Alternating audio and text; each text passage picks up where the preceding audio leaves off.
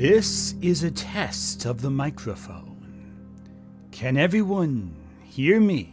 I'm not sure I'm doing that voice. That was just kind of goofy.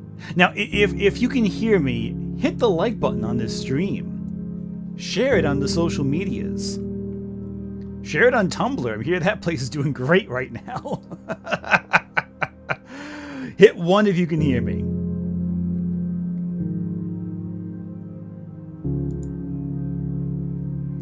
I'm going to lower the music now. I know it's very melancholic and soft sounding, but trust me, I'm sure the next song will be louder. I don't know. Why who chose this freaking playlist? It's a terrible playlist of songs. I gotta tell you, these songs are terrible. Oh, well, what are you going to do? There's no sound now from there. Wow, there's nothing. Maybe a better song might have more volume. I mean, that's all right, I guess. Anyway. I guess I can transition from this screen to the next, shall I? I suspect I should. Let's have a change of... Wow, super chat already. Wow. Oh, welcome everyone. Wow. Super chat play out. Okay, thank you for being a member for 12 months there, Mrs. Vanessa Vengeance. That's incredible. Good day. Thank you so much. Good day to you too. At the Carter Sauce super chatted $5. I can't wait for everyone to be hyped for Paul to be a badass hero in Dune 3, only for PPL to realize why Frank wrote Dune Messiah in the first place. Tears of joy. Yeah, no. A lot of people are going to be shocked. And we're going to get into that too to an extent today because, quite frankly, I think people don't understand the point of Dune. I know, shock. People don't understand a story that was already in the past somewhat controversial. People just not getting the point also. I know, shocking. There's a lot we're going to talk about. The title only focuses on Dune, Lanterns, and Spider-Man, but there's actually a lot of topics I want to discuss over the course of the stream, so be ready for me to go off on tangents. Paul from Spider-Man a hero. Yeah, no, exactly. Paul is ridiculous. I can't stand Paul. But yeah, no, it's been a pretty eventful week, and tomorrow it's going to be even more eventful. I was almost tempted to have the stream tomorrow because there's a big trailer coming out, but we'll get to that. Oh, cool. At Conry-Rogue super chatted $11.50. Hey, Ant. Have you seen Project Hail Mary? If so, what are your thoughts on it? I went to see it for the second time today and it had me itching to do some art, and I'm excited to read the book LMAO. I have not seen the movie yet, but I did read the book a while back and I thought it was fantastic. At Olivia _Williams_purple_fairy super chatted $2.04. Elon Musk being one of those. Yes, very much so. At Zypher 8677 super chatted $2. Thoughts Disclosure Day being Close Encounters 2? You know what? I'm eager to see what they do. I am not sure how I feel about being like At the guy that 493 super chatted $2. Did you hear that Paul might be in the MCU? Yes, I did hear about that. I know that brand new day is going to have Zendaya's MJ having a boyfriend. Might be Paul. I'm not sure if it's Paul for sure or just Paul in name only. But I'm glad to carry over my Paul hate into a new year with new reasons to want to hate this interloper in the story. Oh, Jesus Christ. Favorite Grant Morrison work? I think his Batman run's fantastic, but I think All-Star Superman is the best Grant Morrison work. I think they did a great job on that one. The Animal Man run that they did also was pretty great.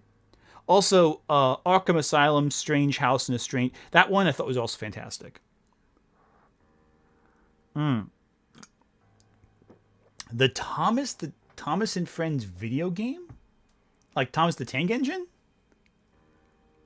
What's funny is we get two Pauls now. We get Paul Atreides, and we get some guy named Paul.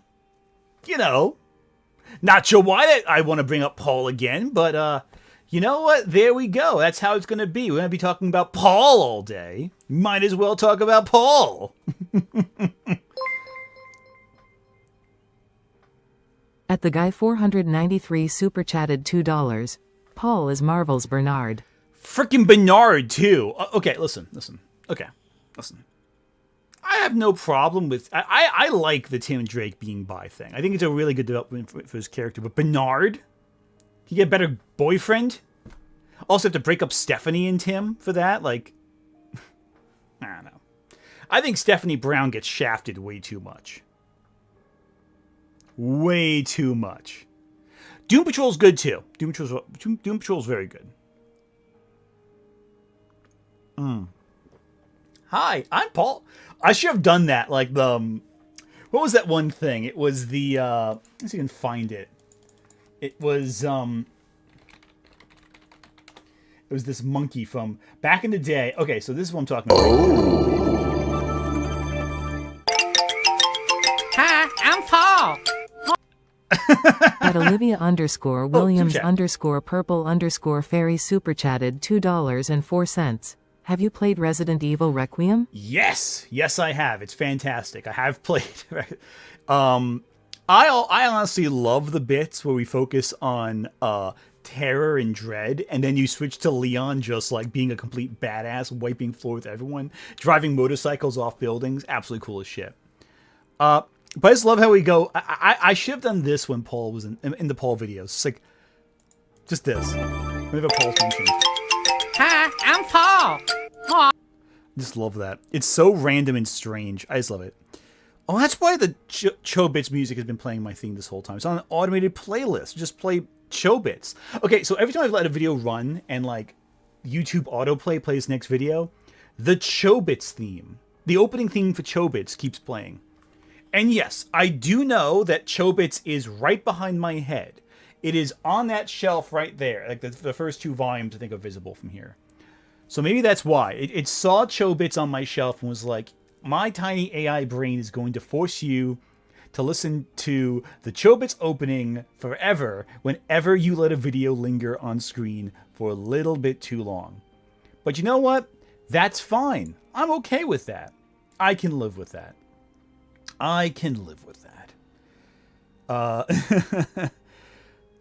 Oh my goodness. So, a lot of fun stuff has been going on the last couple of weeks. We had the Oscars. I want to talk about that briefly too, because it was a historic night for horror.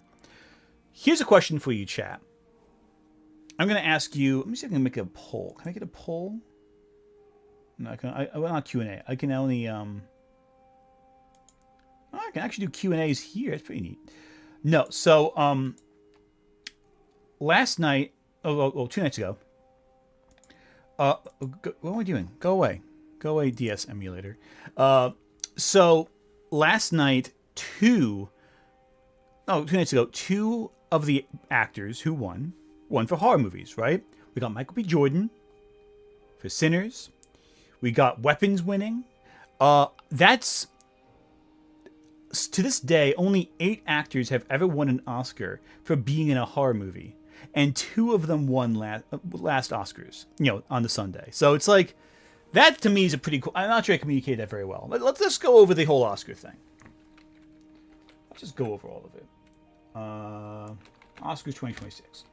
Let's go over this whole thing, because I feel like there's a lot to discuss here. 98th Academy Awards, right here. Cool. So... And I'm going to go over this briefly because I know a lot of people are like, I don't want to talk about the Oscars. I'm done with this. And I don't want to hear about Timothy Chalamet hating opera and ballet for another second. God. But I digress. At Otto Johnny super chatted $10. Did you hear about Shad's new Mormon channel? Mm-hmm. I have been hearing about that. I guess he's so focused on Mormonism, he doesn't want to respond to my massive book review. But that's fine. He doesn't have to. He's picking fights over Mormonism, which I think, listen, at least he's deciding to devote himself to the same medieval ideals he pushes in all of his videos, and fighting a religious war, a Templar knight, so to speak, against the forces that oppose him, I think it's a tactical move for this Templar to continue that focus, but I digress. Anyway, one battle after another won Best Picture. And listen, as much as I want to say that War of the Worlds with Ice Cube was robbed the Best Picture role, I mean, no other film, say we go One Battle After Another, but no film quite like War of the Worlds has illustrated the harm that unregulated capitalism can have on our landscape. It's just because the movie is unregulated At capitalism. Conry-Rogue super chatted $5.75. I'm so happy that Jessie Buckley won Best Actress. So proud to be Yes. Irish right now, heart. She was fantastic. Hamnet, I've not seen all of Hamnet. I've seen some clips of it, but I haven't seen the whole thing. That's one I do want to watch. Because I'm a huge Shakespeare fan. I love Shakespeare. But everything I've seen from Jessie Buckley in that role is incredible. I just haven't got a chance to see Hamnet yet because, newborn son. I honestly feel like if I were the one voting for the Oscars, I would have given the Oscar to Sinners for Best Picture. But, listen, I know that War of the Worlds was unfairly maligned on this platform because no one saw what I saw in the film, which is that it was the ultimate commentary on how film studios owning everything has completely destroyed the art of cinema. Case in point, War of the Worlds. It's not a bad film. It's a direct allegory for what big studios are doing to the film industry. It did win some Razzies, though, so it got some recognition that night. Again, I don't think One Battle After Another was as great as everyone says it is. I think it was good, but it was not without problems. Oh, Your Cousin Was in Weapons. Oh, it's such a good movie. I love Weapons. At Cartoon49 super chatted $2. Did you see OBAA and thoughts? Yes, I did. Look, I'll be honest with you. The problem I had with One Battle After Another was its lack of focus. It didn't feel focused enough as a story. Like, for the first half, you don't know who the main character really is. I mean, you know it's Leo if you go in knowing it's Leo. But it takes a long time for us to get established as Leo as the protagonist. And there are some people who've criticized it also for its political perspectives.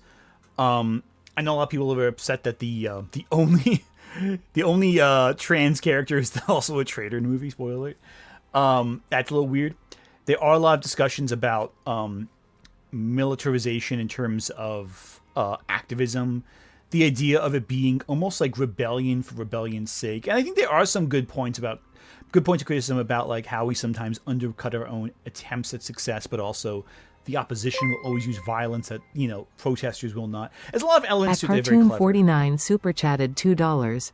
I thought OBAA was great, but Sinners was better. Yeah, and again, like I think that it's proof of, it's a good At movie. The Man It's a with very good movie. Applin 7678 super chatted $5. Even if Sinners was my favorite of the year, Dude PTA deserved something after 13 nominations with no wins. Yeah, Paul Thomas Anderson won that because Paul Thomas Anderson's one of the greatest directors of all time. I do not think One Battle After Another was his best film, though. I think The Master and There Will Be Blood were much better. I think those are, like, peak films. The Master especially. I think The Master is a movie I think about more often than I'd like to admit. The Master is one of the greatest examples, I think, of really clever storytelling. And again, when I talk about focus with One Battle After Another, The Master is incredibly focused. Like, that is a film purely about two people's psychological journey and codependency on each other. And of course, how a cult leader forms, how a cult gets followers. It's incredible. PTA's The Departed. No. That was Scorsese did the Departed, I believe. Boogie Nights is also incredible too. Magnolia is also incredible. Honestly, a lot of listen, it's not Green Book or Crash. Some people were comparing it to Green Book and Crash. That's not it. I think my problems with One Battle After Another are just like, I think it was good but not great. And I think there were some elements of its politics that I think are kind of, I personally disagree with from the perspective of just someone who's like involved in those spaces. But It's an overdue win. Yeah, that's fair. And The Departed's not a great Scorsese movie either. I like it quite a lot, but it's not a great Scorsese movie. But it's a good one, and this isn't a great movie. It's a good movie. So that's what I think. It's not great. I don't totally feel like I got on the hype. I wanted to like it as much as everyone else did, but I'm like, I don't know. We haven't gotten to Dune yet. We're just talking about Oscars first to get to as people come with the big headline topics. I usually like to let people come in a little bit, get people comfortable. Then we talk about the big things. Like now, it's just like, okay, let's just talk a little bit. But I can't be mad with the Oscars because a lot of people I wanted to see won. Like Michael B. Jordan won. I'm glad he beat out Timothée Chalamet. Personally, Sean Penn winning for One Battle After Another was a choice. I think, honestly, I know a lot of people were like, I think Stellan Skarsgård probably should have gotten that one. I think he deserves it after all this time because he's one of those deeply underrated actors, I feel like. Amy Madigan winning was perfection. I am so glad that happened. I think she's fantastic. But also, Wunmi Masaku. Oh, sorry, I'm messing up her name. Wunmi Masaku. I think she was fantastic in Sinners. I know Tiana Taylor was good. I think she was good in One Battle Another, but like, I think Masaku blew her away in Sinners. I thought she was fantastic. At Nick Wolf 3885 super chatted $5. Is Leo the hero in OBAA? Will is the one with an arc and gets the big hero moment. I also wanted Sinner's Sweep, but PTA was overdue for Boogie Nights. That's what I mean. It does feel very unfocused, I think, the movie. It's unclear. At Zypher 8677 super chatted $2. Blood would have won if not for Old Country. Yeah, No Country for Old Men is No Country for Old Men is amazing. Frankly, it's incredible. And yeah, listen, it's a good movie. I'm not saying it's not. It's a good movie. I just don't love it as much as I loved Sinners. I think Sinners I think is as close to a perfect horror film as I can think. It's amazing. Sinners is, I think, one of the greatest horror films in the last 10 years. I'm still upset, by the way, about Hereditary. Freaking Toni Collette was robbed. I'm still pissed about that years later. I'm glad Frankenstein won a lot of technical awards. I'm glad that K-Pop Demon Hunters is the second non-Disney, non-Pixar film to win both Best Animated Feature and Best Song. I think that... what else was there? I'm glad that Sinners won Best Music because the music choices in that movie are incredible. I'm glad that, honestly, I do think that Sinners should have won Best Casting. I'll be honest, I don't love the cast of One Battle After Another as a collective. Whereas with Sinners, the entire collective is so fantastic. Like, every single actor in that movie is perfection. They were the perfect people for the job. Even the freaking Irish vampire is like such a there are so many shades to that character that make him so incredibly interesting. Like, he is at once horrifying, but there's also a deep-seated tragedy to his character where you can tell they're both all the oppressed, that they're all oppressed minorities in some fashion or other, all of them. And it's interesting seeing that kind of celebration of life and even unlife, but also how music pervades culture in a way that is fascinating. I think it's an incredible movie. I would have to get my thoughts out on paper to really articulate the nuances of my points, but I think that Sinners is just a frankly perfect movie. I think it was from start to finish incredible. And it's a movie that gets better every time I watch it, whereas with One Battle After Another, I feel like the faults become more obvious within repeat viewings. Sinners gets stronger on repeat viewings. And I love how Frankenstein won all the technical awards, because it deserved all the technical awards. I think aesthetically it's one of the best looking movies this year. Do I think it is one of the best movies of the year? No. It does have some significant problems. I do think it's not subtle whatsoever. It does a bad job of tell, not show. But I think that people who, and I know people have discussed it. I know, for example, like Dead Meat didn't, James from Dead Meat didn't love the film. I know At that. WC Wit super chatted $1.99. Weakest of OBAA's leads is the one that won gold. Yeah, no, Sean Penn sucks. Let me be honest with you. Sean Penn sucks. I don't like Sean Penn at all. Yeah, no. Marty Supreme, I'm kind of glad lost. I'm not going to lie to you. I'm kind of glad it lost. I'm glad it won nothing, honestly. I'm really glad it won nothing.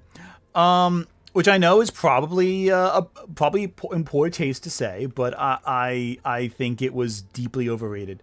Yeah. Also, I always get a kick out of hearing what's his name, frickin' Matt Berry. There we go.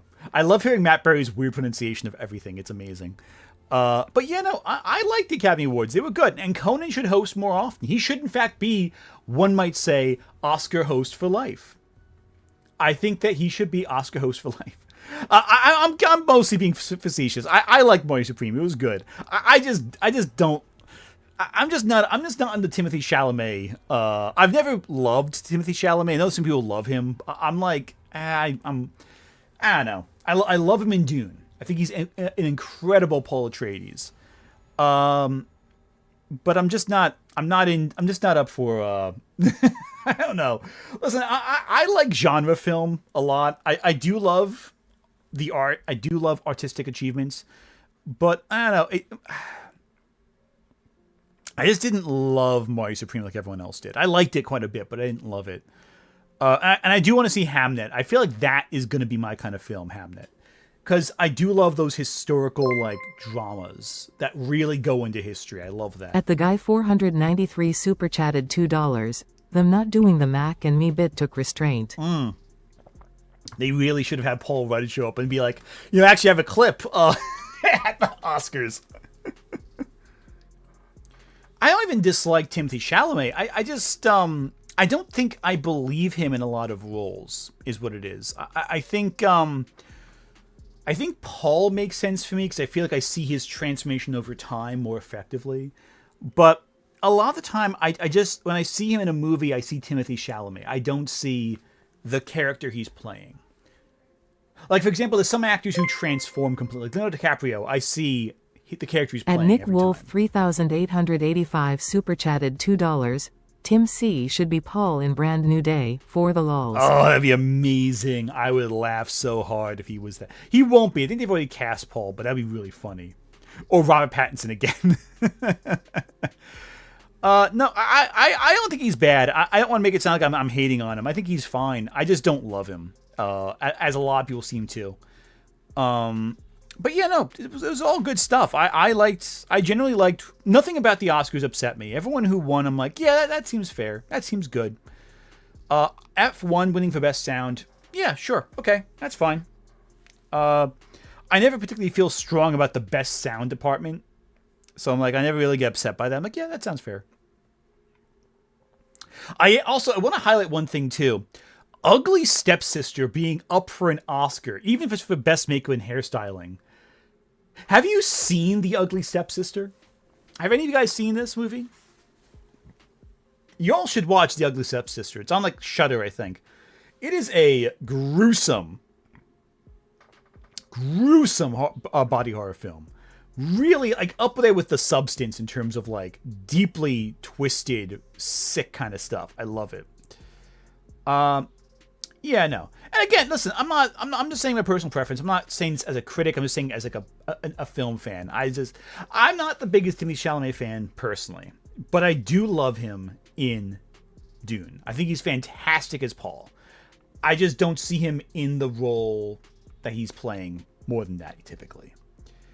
And everyone has those kinds of moments where it's like, this movie didn't stand out for me. This one didn't do it for me for whatever reason. That's fine. No problem there. At Cartoon 49 super chatted $2. Weapons should have gotten a BP nom. I would have knocked off F1 for Weapons, personally. I think Weapons was the better film compared to F1, but, I digress. Okay, so let's talk a little bit about Green Lantern for a second here. This is a bit of a smaller story. I think it's worth discussing. So, recently we've seen so DC, as you know, is putting out a Green Lanterns show called Lanterns. And Damon Lindelof, who's the showrunner, was asked about the show, why they're calling it Lanterns instead of like Green Lantern. And on the Love It or Leave It podcast, Lindelof said, "It's called Lanterns because we all agreed that green was stupid, so now it's just lanterns." Now, this was kind of a joke, I feel like. And Lindelof responded too, but it was kind of a joke. But Grant Morrison heard, and Grant Morrison was like, "Oh, fuck no. You're not making fun of Green Lantern." So, and again, I want to point this out before I read the quote. James Gunn is a huge comic fan, an enthusiast. So, keep that in mind.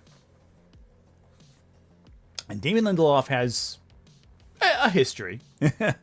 Anyway, here's what Morrison said. I'm not going to do a Grant Morrison impersonation because their voice is very hard to imitate. Their accent's very thick. Oh, super chat. At KJ Zana super chatted $2. Do you plan on seeing the movie Project Hail Mary? Oh, hell yeah, I do. I am excited for Project Hail Mary. The book was great. The Martian turned out amazing too, and everything I'm hearing about this movie says it's going to be amazing. I cannot wait to see it. Here is the quote. TV writer/producers Damon Lindelof's comments notwithstanding, the green in Green Lantern's green is not stupid. Why does a writer attach himself to this kind of narrative if he thinks it's fundamentally stupid? You can't hand CSI scripts to patronizing writers who condemn forensic experts and their haircuts as stupid. So why hire people who are ashamed and in denial about the comic book material they've been assigned to develop? Why don't they turn down jobs they're not suited for? It's not like he needs the money, and Lindelof has proven that he can come up with his own ideas. What is this jockish dismissal of superhero conventions intended to prove anyway? Does Lindelof imagine it makes him seem less nerdy? It's a bit too late for that, so what's it all about? The only people who give a frick about the Lanterns TV show, and I'm sure he didn't say frick, I think he said fuck, but they want to change the movie webs want to change so they can have their, avoid problems, are Green Lantern fans. Why alienate them at the start? That feels more like stupid. The Green Lanterns is a much more evocative and dramatic title than Lanterns, just as Raise the Red Lantern is a better movie title than Raise the Lantern. And anyone who can't grasp why that is shouldn't be anywhere near superhero stories. The show might even be good, but how much better could this stuff be if studios were willing to hire the right people for the job instead of phoning their embarrassed friends to water the source material down? Hollywood will die of insularity and inbreeding. Grant Morrison did not fucking hold back on this one. And you know what? Grant Morrison's not fucking wrong either. Grant Morrison is not wrong. Now, oh man. Okay. So apparently there's more to it than just this. Lindelof himself is no stranger to superheroes as he previously created the 2019 miniseries Watchmen, which was very good, by the way, which was a sequel to Alan Moore's groundbreaking comic. Despite the initial trepidation from many about revisiting Watchmen, Lindelof's series earned rave reviews and is considered by many not only one of the best DC television series, but one of the best superhero shows of all time. However, Moore, as in Alan Moore, was not impressed, revealing he had never watched the series. And now here's what gets interesting. Moore revealed that Lindelof sent him a self-deprecating letter that attempted to address Moore's gripes about DC Comics adapting his work while also opening a discussion, which Moore did not like. Thank you so much for being a member, Scorpion, for 13 months. Morrison, like a Rocky Master, like a Rocky Master's creative insanity. Yeah, no. Grant Morrison is. They are a wild guy. Non-binary writer. Brilliant writer. Their work is incredible. Anyway, but between Alan Moore and Grant Morrison is very restrained. So here's Grant Morrison. Here's Alan Moore's comments on Lindelof from 2022. I'm not gonna attempt Alan Moore's voice either, because that's very it's its own thing. I got back with a very abrupt and probably hostile reply, telling him that I thought that Warner Brothers were aware that they, nor any of their employees, shouldn't contact me again for any reason. I explained that I had disowned the work in question, and partly that was because the film industry and the comics industry seemed to have created things that I had that had nothing to do with my work, but which would be associated with me in the public mind. I said, look, this is embarrassing to me. I don't want anything to do with you or your show. Please don't bother me again. Alan Moore is not someone you want to talk to under any circumstances. Now look, Lindelof's work on Watchmen is fantastic. I think it's an incredible work. And I think it embraced the comic booky elements more than, say, Zack Snyder's Watchmen did. Which I think was more over the top, but less silly, I should say. Do I think Lanterns is going to be good? Yes, I do. But do I also have to acknowledge there are some genuine concerns about the series? Also, yes. And I think let's watch a video responding to this that I think kind of says everything there. So, what I want to look at real quick is this right here. So the Lanterns trailer that was just released by Warner Brothers was almost perfect, except they made one big mistake, and I want to talk about it. First of all, if you have not seen this, go watch it. It was supposed to go on YouTube today, but I think it got leaked, so it ended up going up yesterday. This is a trailer for a show starring Kyle Chandler as Hal Jordan and Aaron Pierre as Jon Stewart.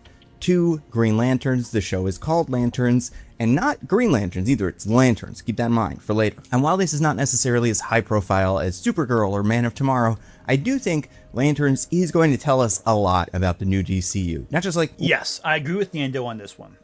This is Nando's The Nando Cut channel, which I think is really good and underrated and underviewed. So, you should watch his channel. It's very good.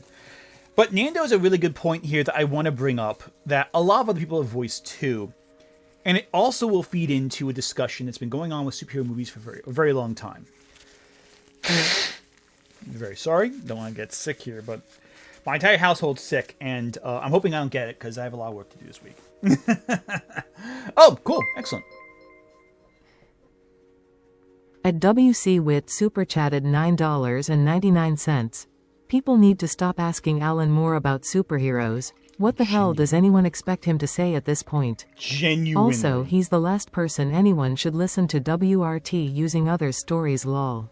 Yeah, seriously. Seriously. Listen, I love Alan Moore's work, but he is a very angry, very bitter person.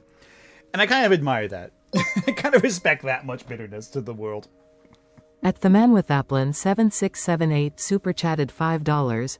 I love Moore's work and I get his sentiment, but man is he kind of a asterisk donkey noises. Finally I get to say it loudly crying. Yeah, and listen, Alan Moore is a brilliant creator. Some of his works are incredible. However, I also wonder if Alan Moore has ever read the works of Alan Moore. Because he makes these comments that I'm like, but that's what you were doing just a few minutes ago. At Scorpion 104 super chatted $2. Moore might as well scream get out of my office. Yeah, no, I mean, again, listen, Alan Moore is an incredible creative, but like, he's getting mad at DC and Warner Brothers for using his work, but he also made the League of Extraordinary Gentlemen, which is him using other people's work. Like, right down to things that he doesn't have the copyright for. If you haven't read the later parts of the later entries in the League of Extraordinary Gentlemen, he eventually James Bond and Harry Potter become characters in it. Like, not they basically file the serial numbers off for like Harry Potter specifically because that was I think still ongoing when those comics were published, but I digress. Still, it's a lot. And he also included some really strange entries in those books. There's a certain racist doll from the early first half of the 20th century that makes an appearance that is very concerning. Anyway, what's happening in the big story of it, but like what a thing in it can be. Because so far we've seen a couple of shows out of the new DCU. They have been Creature Commandos and they have been Peacemaker. And those are both shows created and written and produced by James Gunn, which I think is fine. I think it's cool. We got the Superman movie, again, made by James Gunn. We have the Supergirl movie, which is not made by James Gunn, but does kind of look like it's made by James Gunn. It's got a very Guardians of the Galaxy feel, which you're like, oh, it's a movie in space. Yeah, that's not what the comic looks like. But anyway, Lanterns feels like the first time one of these projects, the movie or television show, is done completely separately from James Gunn, but like not because you want to like keep him out of it or anything, but like this seems to have its own identity. And yeah, and like here's the one thing too. I think Nando did a great job at giving you a sense of what he's talking about before telling you what he's talking about. Because if you look at the clips he selected, let me show you a few clips right here real quick. You got the hyper colorful, again made by James Gunn, the hyper colorful Superman, and then you got the superhero universe can be really successful looking Green Lantern show. Super desaturated.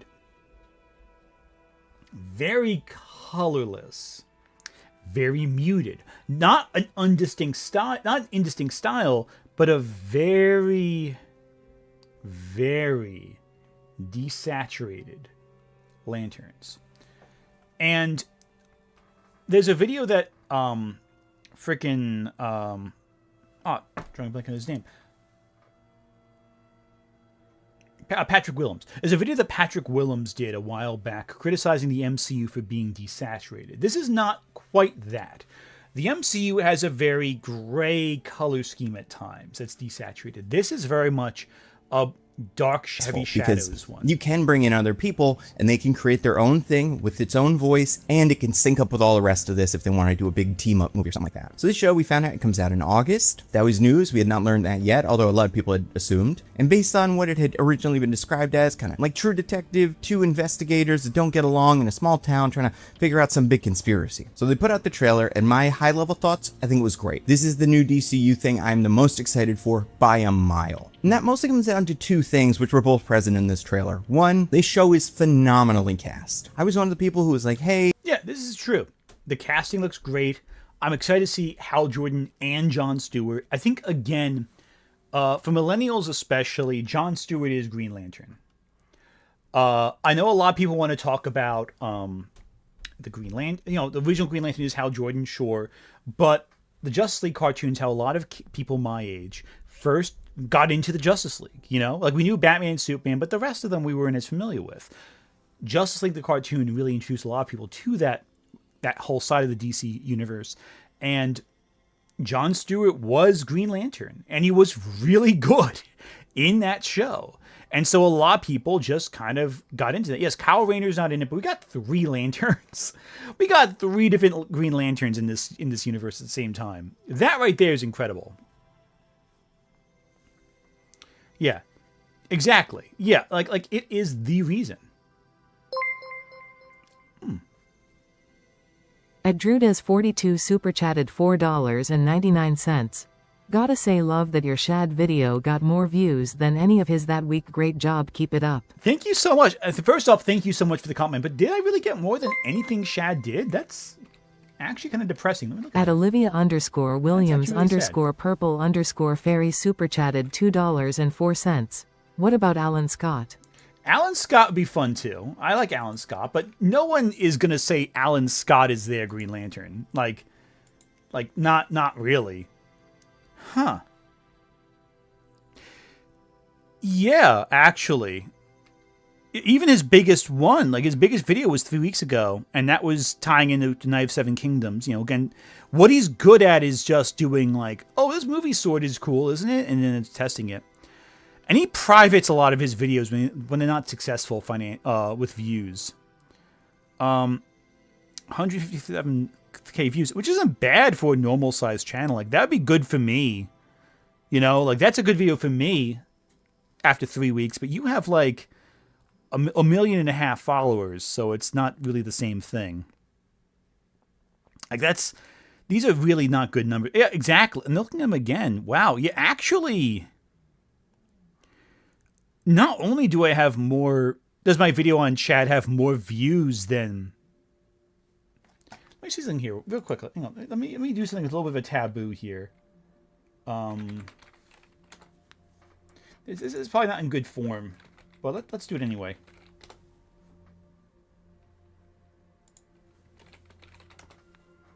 There we go. Cool.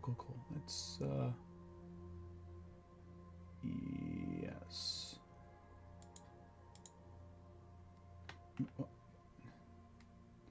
Why can't I, no, not import new creator, search for new creator.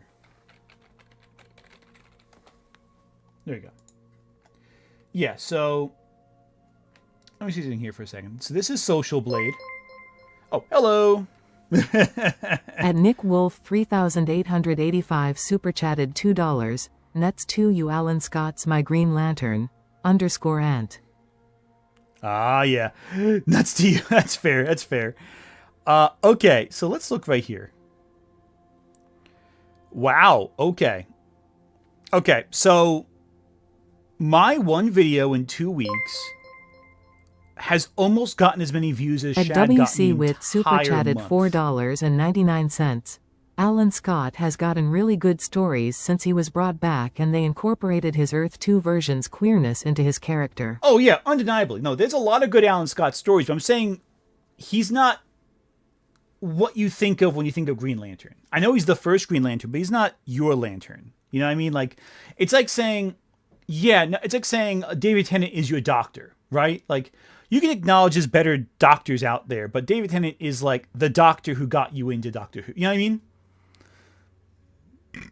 But yeah, no, it's been all downhill for Shad for a while now, but I'm actually kind of stunned here. Oh, they got like 67 million views in 1 month. I guess he must have privated videos and posted them again. That's the only explanation for that. But yeah, no, that's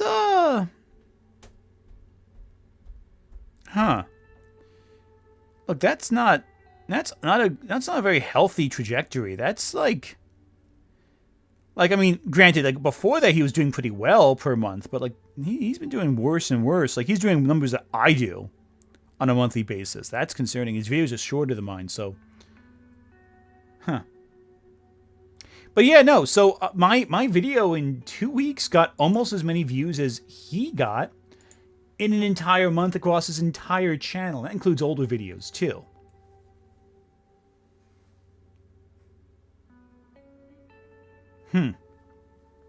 That's not great. And look, don't get me wrong. That's still good money. He's still making decent money, but he has more of an overhead cost than I do. So that's where the problem comes in. Like, Shad has an overhead cost with his videos that I do not have. So that's concerning. Anyway, I'm sorry I got sidetracked there. That was totally irrelevant to what we're talking about. But, an interesting aside all the same. I know not everybody's on board with Aaron Pierre, but after watching Rebel Ridge, I'm like, he's the perfect Jon Stewart. Like, he just fully embodies everything you like about that character. He would be perfect in that role. So I was very excited against Jon Stewart, played by Aaron Pierre, who is the most like serious dude on earth. So casting, perfect. I'm not even gonna go over everybody else because we don't know who anybody's playing. There's a lot of really good talent in this show, but it's hard to say because like some of them have names, but it does seem like this is going to be a mystery. So like maybe that person isn't who they're saying they are. But like they did cast a Sinestro of the show. He looks cool. And then there's that one actor who was teasing that he was a different character completely, which is apparently not true. So unless it is, and he really like let that out of the bag, which would seem unreal considering how tight that secret would be. But like I'm kind of inclined to believe it's just a Halloween costume. Anyway, we're not going to talk about that now because maybe that is a spoiler, and I don't want to spoil this. I mean, I know next to nothing about it, so it's hard to spoil anything. So number one, love the casting. Number two, love the Watchmen show. That my 100% a cop is Guy. He is just so you get the idea. Okay, skipping ahead here. At Nick Wolf 3885 super chatted $2. John's my first lantern, but Alan's now my fav. You know what? That's fair, though. And I think it's important to note you can love other lanterns, and you don't have to like Jon Stewart just because everyone... I was saying, oh, it's Jon Stewart's like everyone's lantern. You know what I'm trying to say. But, anyway, sorry, I'm straight back up a cop. But like, I'm sympathetic to people who want to be excited about this show but aren't excited about cops. I do think there's a little more nuance than that. The same way I think there was more nuance in Watchmen. But anyway, I do think this trailer made one enormous mistake. Yeah, here's the issue. I don't want to talk about it. And this isn't me trying to tell the people that make the trailer how to do their job. Because this, for me, is kind of... Big super chat coming in. At Eustace Giwo super chatted $10. I do wonder how many great comic book movies could be made if they just used some trade paperbacks as a rough script, storyboard. I'd love see Arkham Asylum living hell on the big screen. That'd be so good. But I mean, we're getting that with Supergirl. They're using Tom King's Supergirl Woman of Tomorrow comic as basically the rough building block for the movie itself. And I think it's a good comic. I'm wondering how it's going to turn out on screen. Because I'm hearing this with test screenings too with Supergirl. The main bad guy in that comic is pretty lame. Like, he's just kind of a guy, right? He's just sort of an asshole who does something terrible. And, like, you know, which is to say, the real thing he does that's terrible is he hurts crypto. But, like, he's not, like, a super interesting villain either. I don't know. I hear it's short, though, which I think is fitting. I don't think it needs to be a long film. It could be a short... we used to have movies that were under 2 hours in theaters. That was used to be the normal thing back in the day, you know. They can take liberties. They should take liberties. But anyway, here's the big issue with lanterns I want to address. Like that, oh, I wish it had gone this way instead. And no, I'm not talking about that I didn't think it was green enough. Like HBO tweeted, there was a little green basket of food that they got. So. They got a little green.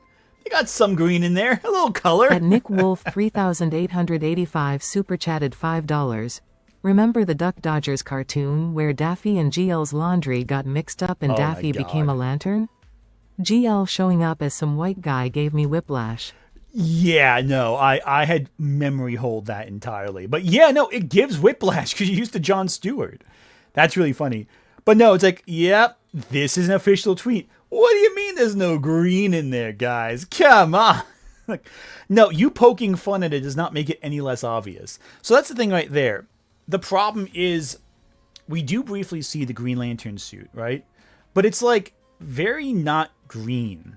It's very not green. And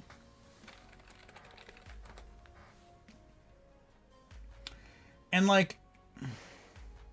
Also, I should notice right now, Damon Lindelof has apologized for the joke that Grant Morrison criticized. Okay. Well, NJ.com has reported on that, so you know it's sad. That's a bad night when it's like that, when that's your news story. But yeah, no. So it's like, okay, you know, whatever. But I think it's a big issue. I think it's a big issue that the Green Lantern show has almost no color in it. It is completely desaturated of color. That's a problem. That's a concern to me. I don't know if you think it's a concern, but I think it's a concern. I don't know what to tell you. It's a little worrying to me. Add to that the fact that Spider-Man Brand New Day has been releasing clips online. Let's talk about that for a second. Because we have an official new look at the new movie. Here's our first look at Spider-Man Brand New Day. Now, first off, I have two opinions of this. One, holy shit, we're getting an Amazing Fantasy 15 reference. For those who don't remember, Amazing Fantasy 15 is the first appearance of Spider-Man.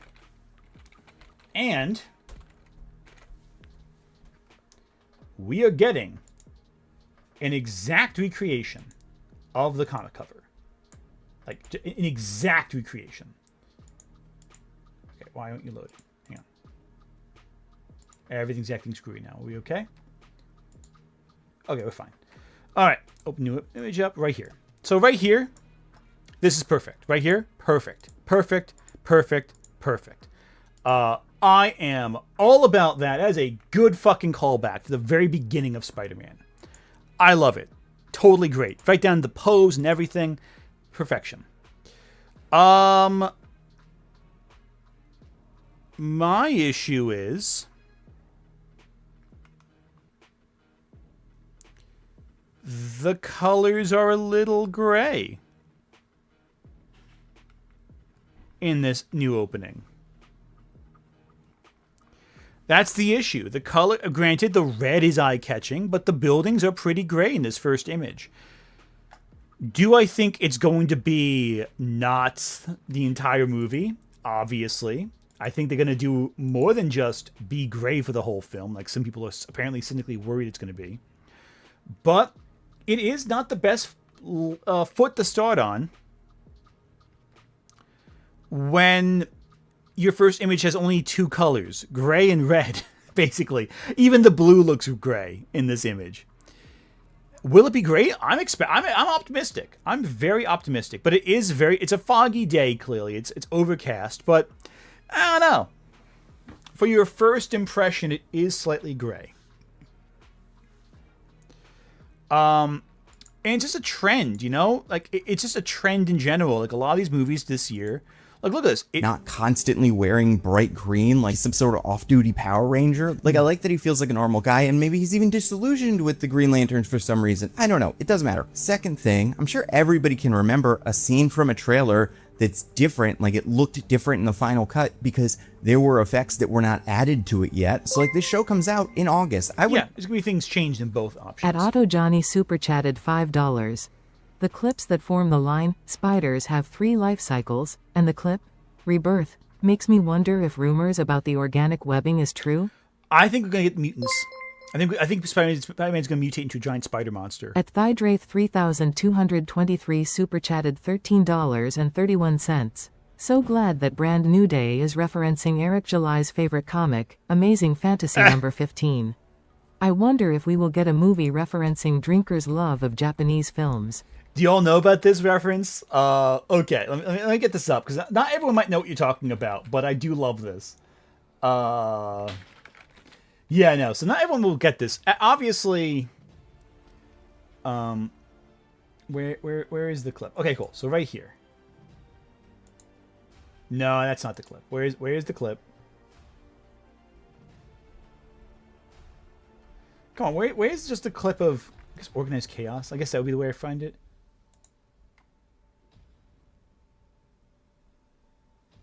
Where is the... Okay, here we go.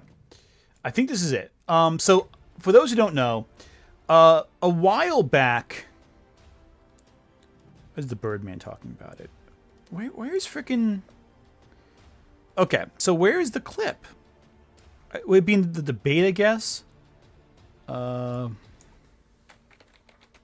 we go. So for those who don't know, Organized Chaos, a while back, 3 years ago, debated Eric July.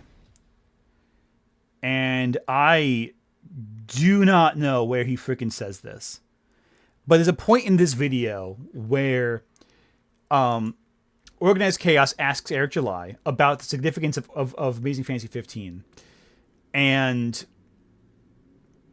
Eric July completely doesn't seem to remember what that comic was. That's fine. You can have that position. Let's move back to the original. Let's move back to the second grader. Well, everything. Well, just because it exists.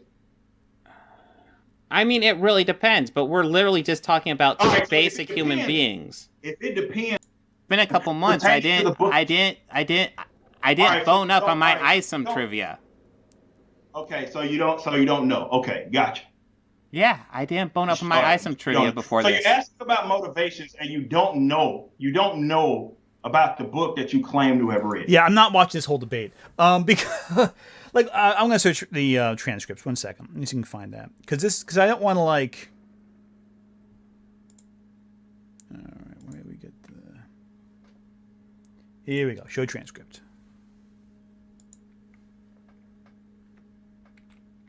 Oh crap! No, go exit out of that. Exit. There you go.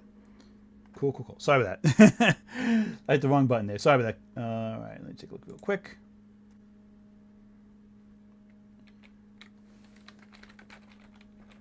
Oh, here we go. Here we go. This is what I'm talking about. So let's watch right this. I'll tell you what. If you I'll give you an example. Why, like, You've read Amazing Fantasy number 15, right? Yeah. Yeah, so this is one of the most iconic comic books of all time.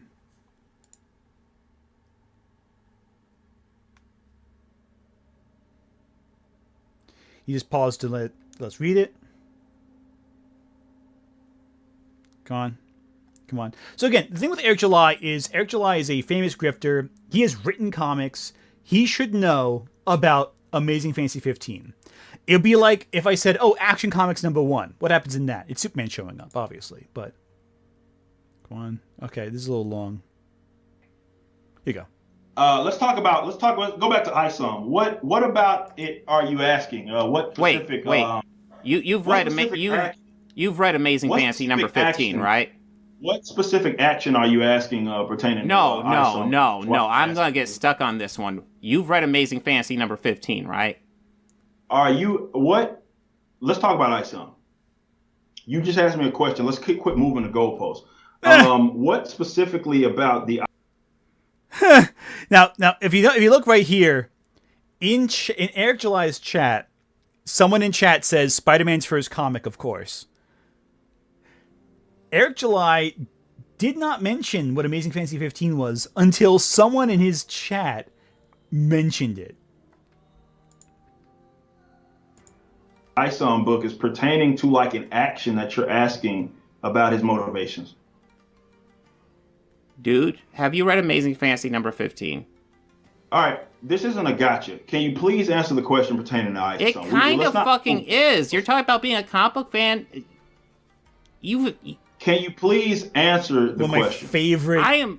Grifter, what like comic book fan blunders. hasn't read Amazing Fantasy number 15? Holy shit! Do you know what Amazing Fantasy 15 is? There are plenty of people that don't. Do you know what Amazing Fantasy 15 is? There are plenty of people that don't know who Spider-Man is. Dipshit. We know that Spider-Man is in the Amazing Fantasy number 15. That's not a catch. That's not a guy. Have you read it? He's in it. he's in Amazing Fantasy 15. Not that's his first appearance or anything. He's just in it. Yeah, that's the thing. Is he being stupid or is he not? No. Or is he trying to be like facetious and shit like that? Hey, jackass! I'm asking you pertaining to ISOM. Let's focus. You didn't have a gotcha. You thought you had. And everybody knows. And even if they didn't know, that doesn't stop them from being a comic book fan. Spider-Man is not the only comic book fan. In fact, it's retarded in order to insist that just because someone didn't read a Spider-Man book, that means that they're not a comic book fan. There are other comic books. You would agree, right? Yeah. You would agree that there's other comic books, right? All right, so I just love how Bob has no reaction to it. It's just like he doesn't even know how to fucking respond to this shit. Anyway, that's the joke. That's what they were joking about in chat. I had to explain the context there so you can follow along in case you didn't know about that. Wonderful, wonderful moment in anti-grifter history where Eric July kind of exposed himself as the tourist that he is.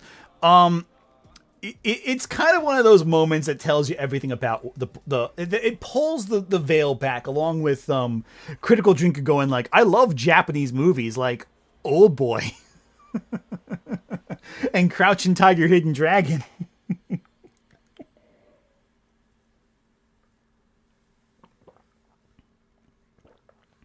You could have just said friggin' Miyazaki. You could have said Studio Ghibli. You could have said that, Fucking love it. Listen, it's okay if you've never read Amazing Fantasy 15, but you're also not pretending to be a comic book expert is the thing. And you know what happens in it. Like, that's the thing. Like, that's the thing. If you haven't read Amazing Fantasy 15, that's okay. But, like, you have to at least know what happens in it. Like, as a comic book fan. You have to kind of know what it is. Oh, yeah. Just say Godzilla. What Godzilla? They'll fill in the blanks. They'll figure it out. Yeah, no, it's the Wizard of Oz Emperor has no clothes moment for grifters. Agreed. At Aspiring 2 Storyteller super chatted $5. I'm not a hardcore comic book reader, and even I know what Amazing Fantasy 15 is. Exactly. Which I think is just common knowledge for comic book fans. It's like one of those things where it's like, you should just know this. Stuff we adapt like the Ring of the Grudge. Yeah, exactly. Even that would be better. Even if it was like 20 years out of date by the time he said that. Anyway, let's talk about Dune for a second here. So, no, hang on. Dune is coming out. Everyone is talking about Dune. Dune 3. I don't know how I feel about playing the whole trailer because I don't want to like get copyright struck from it. But Dune 3 is adapting the book Dune Messiah. And Dune Messiah is the book where Dune fans were kind of confronted. For many, it is their Last Jedi experience. In the best possible way. So, in the original novel Dune, a lot of book fans realized that Paul is not the upstanding gentleman that some people believe him to be. He's not like the hero of the story. But a lot of readers didn't get that at first, even though the book is not subtle about it. But people didn't get that. So Frank Herbert wrote Dune Messiah, which focuses on the ongoing jihad that Paul Atreides is running throughout the entire galaxy, ravaging entire like solar systems worth of people. So this is the book where people compare Paul Atreides to Anakin Skywalker, and those people are wrong because Anakin Skywalker never comes close to doing even a fraction of the horrible shit that Paul does. Darth Vader is child's play compared to the wrath Paul unleashes upon humanity. Like, it's not even close. Like, genuinely. Vader was never worshipped like a god in his time. Yeah, no, Paul Atreides and Thanos have closer body counts than Vader does. Yeah. What do you think of Dune Prophecy? I like Dune Prophecy well enough. I think it's good. It's not great, but it's good. So the reason I bring this up is because a certain TikTok came to my attention recently. I'm going to bring it over here. Is it clear on screen? Yeah, so I want to mention this right now. Please do not harass this person. They've become, she's become the main character of TikTok today. I've got super chat coming in. At Otto Johnny super chatted $10. I hope we get another Dune movie after this and see the story of Leto Atreides too. I agree. I really want that too. I know that Denis Villeneuve is going to be done after this one, which is fine. He can complete his Dune trilogy, but I do hope they get another director to carry on after him. Because I think the story of Leto 2, I'm sorry. I keep saying Leto 2, but I know the trailer said Leto, so I guess my pronunciation is all off. Is so unique. And just the giant frickin' sandworm alone is worth seeing. I want to see how they would do Children of Dune. Because Children of Dune is really good too, and has a really good role for all the characters. I love how Aaliyah becomes like corrupted by the memory of her the Lord of the Baron Harkonnen. I love Leto becoming a gigantic sandworm who undergoes the golden path to a possible future where you can escape the cycle of pain. Jared Leto too. Oh my god, I hope not. I hope they don't have Jared Leto be Jared Leto too. I'm sorry. I misread that comment for a second there. I'm excited to see Dune. I really want this movie to be good. However, this video from Gia Yaps, who's a pretty big channel, has more followers than I do, so, and they are a published sci-fi novelist. We'll look at her books in a bit. Had a reaction to Dune that a lot of people pointed out was very wrong. At Charlie Monka super chatted $9.99. Hey Ant, I remember that you said that the upcoming Street Fighter is gonna bomb? How can you be so sure it won't be a success? Are you underestimating what can happen that hasn't happened yet? I don't think I said it was going to bomb. I think it was more I said that it wasn't going to be a massive billion-dollar movie. It could still make money. I think it's going to do fine financially. It might flop, it might do well, but I don't think it's going to be like the movie Paramount needs it to be. You know, it's not going to be Mario or even Mortal Kombat, I don't think. At Cloud Parade What's up, Super Cloud Parade? Chatted $5. I just watched all the Dune movies, including the Lynch one, with my BF last month, and I'm so excited for Dune PT3. Did you watch the Sci-Fi Channel miniseries? You can comment saying this one. Did you watch the Sci-Fi miniseries too? The ones with William Hurt and the ones with half the cast from the Hallmark Frankenstein movie. And, what's his name? Frick from X-Men. And See No Evil. I'm trying to blank on his name. Crap. And this is bad. I get my old age, I start forgetting names. But the miniseries was fantastic, I thought.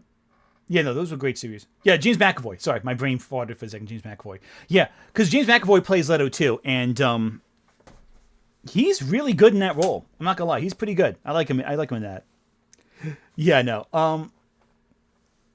Yeah, it's a pretty good series. I like them a lot. I watched that when I watched the Dune miniseries before I saw the Lynch film. Even though the Lynch film was on TV a lot when I was growing up, because my aunts and my uncles were big Dune fans. So I saw that a lot. The uncut version of Dune specifically. So the very long version that was on Sci-Fi Channel. I adore that. Haven't yet. Yeah, no. Watch that too. The thing with the Dune miniseries is it feels a lot like 90s sci-fi shows like Star Trek, like Next Gen, where the ambition outstretches the budget. Like, you can tell every single shot is on a soundstage, but there is a strong sense of passion behind it. And also, this might be my hot take of the day. I think the guy they got to play Baron Harkonnen in the Dune miniseries is the best Baron Harkonnen. I know he's in Doc Martin, and he's in a few other things. I think it's the guy from Ace Ventura, When Nature Calls. He's really good as Baron Harkonnen, because he's not like disgustingly grotesque like he is in the Lynch film, where he's like this pustule-ridden, like crazy person. And I think Stellan Skarsgård's really good as the Baron Harkonnen in the Dune movies. But he's also more of this terrifying entity in the Dune miniseries. Though he's portrayed more like this Shakespearean, grandiose, over-the-top character, and that feels like the Baron Harkonnen to me. Like, he's a little silly, but he's also like very clever and strategic. Ian McNeice, yes, thank you. He's fantastic as the Baron Harkonnen, I thought. A little over the top, but like in a way that fits the rest of the production. You can tell he's having a blast. I think Stellan Skarsgård got into the role very much too, and he does a good job too. There's a lot of subtle hues of tragedy to his character that I like quite a lot. And don't get me wrong, I'm not crapping on Stellan Skarsgård. I think he's one of the best actors currently working. But I think... Oh, Susan Sarandon, I always forgets in that one. Yeah, I forgot she was in the Dune miniseries, now I think about it. He did star as Churchill in Doctor Who. Oh, yeah, he was Churchill. I forgot about that. Yeah, he was good in that, too. He's a guy, I like him in general. He's one of those character actors who's, like, consistently really good in everything he's in. Oh, Stellan's much better in Andor. I think Stellan Skarsgård's given more to do in Andor, whereas Baron Harkonnen in the Dune movies is more of a physicality role. Like, he physically is the best Baron Harkonnen because he's just so terrifying in that role. But I think that Ian McNeice, doesn't need like a fat suit to play the character. Here's one thing I hate about Hollywood. In general, I hate fat suits in Hollywood. I think fat suits are some of the most infuriating things I see in any movie ever. Like, one reason why The Whale pisses me off so much, and The Whale pisses me off. I get angry about The Whale. I think that Brendan Fraser deserved that Oscar. I think he did a fantastic job in the role. But I just have an issue with the script written around that story. At Maryland 614 super chatted $10.23. Hey Aunt. I find it weird that we haven't had a Xena-like show since, well, Xena. Will WB's Amazons fulfill that role? I sure hope so. Please no more got rip-offs. Got ruined TV fantasy for the next while. Well, that's why I loved, what was it? The Willow show. That felt like Charlie Xena to Monka me. super chatted $9.99. Oh, like the Willow show. I'll be honest. I am excited for the new Street Fighter, but also really nervous about it, because the casting disappointed me so much. Yeah. It's a reason I hate current Hollywood stunt castings right now. That's fair. I think some of the casting was really interesting. I think there's some casts for the new Street Fighter movie that are very interesting. Yeah, you know what the closest to Xena is? It's not live action, but I think that Legends of Vox Machina is the closest you're getting to Xena right now. There's also Legends of the Seeker that I felt is very much it's a Sword of Truth adaptation, but it's very removed from Sword of Truth. I think Sam Raimi was involved in that too. That is very much in the same vein as Xena, but again, it's like over 20 years basically at this point. The Librarians also I feel like has Xena vibes, but that might be more Buffy vibes. Like, yeah. Anyway, fat suits. I hate fat suits. They're always uncomfortable to me. They always feel a little, and I'm going to use this term not in a sexual context, but in like the context of an over focus on it. They always feel a little fetishistic to me in some ways, where it's like, and not the sexual fetishistic, but more the idea that you are hyper focusing and hyper exaggerating something for the sake of drawing attention to itself, if that makes sense. In a way that makes me very uncomfortable, because they always emphasize like the jowls or like the parts that like, oh, how gross. Like, it always makes me feel uncomfortable. Like it always feels like it's a caricature. Exactly. It's a caricature. And it always feels very, very uncomfortable because it doesn't feel natural and it feels insulting. It always feels demeaning when a character wears a fat suit in every role, even if it's even if they try justifying it, it always feels like derogatory in a way that makes me uncomfortable to think about. It's so hard. It's not hard to understand Dune. It's pretty straightforward. It's just a lot of detail to it. It actually, what's funny is Dune was actually rejected by its publisher multiple times because the publisher was like, "What are all these words? The Bene Gesserit? I can't follow this. My brain is too small, too smooth." Anyway. Oh yeah, no, especially with Eddie Murphy. Eddie Murphy fat suits. There's so freaking many of them, and I get Night Professor is a great comedy, but I don't know. The whole movie is about making fun of fat people, and that makes me uncomfortable. It just feels insulting and demeaning. And the Whale. That's what I got in this topic. The Whale, especially, like it's this dramatic film, but the whole movie is about how disgusting this main character is. Look how repulsive he is. Look how tragic and human he is despite his condition of being disgusting. And you're like, come on, can we just fucking have a different topic with this character? It's like the whole movie is like a humiliation Congo for the main character. And it's like, this is just, why are we watching this? It's just unpleasant. Like it just feels like pointless and fruitless. Yeah, no, exactly. There's a lot of attractive people in the world. Oh, fucking stupid. I don't know. Anyway, let's get back to this. So, Dune. The reason we got here in the first place. This creator on TikTok, who again has more followers than I do, so I'm not punching down like everyone says I do sometimes. Everyone, I mean like a couple people on Tumblr. Gia Yaps. Dr. Gia, I think her username is, argued that Dune is racist. And a lot of people on TikTok have been clowning on her. Oh, God, yeah. At Scorpion104 super chatted $2. Remember the Tropic Thunder parody of Fat Suits? With Jack Black? Yeah, I do recall that part. Again, Tropic Thunder is really funny because it makes fun of all the Hollywood stupidity. Tropic Thunder has aged very well because its comedy is still relevant. Like, Hollywood is still doing the crap that it's making fun of in that movie. I think it's very clever. The Whale is meant to be unpleasant and uncomfortable, but the question is, does that make it a good story? Just because something is intended to be a certain way doesn't mean it's good. You know, like, yeah, it accomplished its goal of making you uncomfortable, but like, what value did that actually contribute? You know, what did The Whale actually do, aside from give Brendan Fraser a great script to work with for his character acting skills? It's a great Brendan Fraser At vehicle. Charlie Monka super chatted vehicle is flawed. $9.99. Plus, I hate that Andrew Schultz is in the new Street Fighter movie Yes. playing Dan Hibiki, an Asian character, and seeing him being a part of that project makes him come across as a poser. Yeah, Andrew Schultz in general, I think, is like the one thing everyone is like, this, we can agree on with Street Fighter. It's like, that's the problem. That's the big issue I have in general. Agreed. Anyway, we've been yapping a bit. Let's focus on this TikTok. Let's talk about this for a second. Let's hear what they have to say. It's a 3-minute TikTok. Watch the whole thing.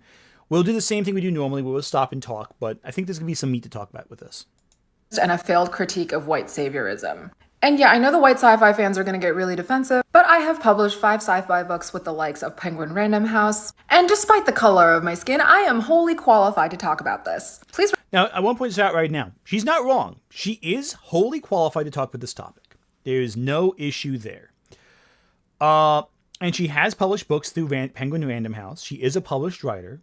That's legitimate, you know? Hey, that's fine. I'm not going to question her credentials. The only thing I'm going to question is her argument. We'll get to that, though.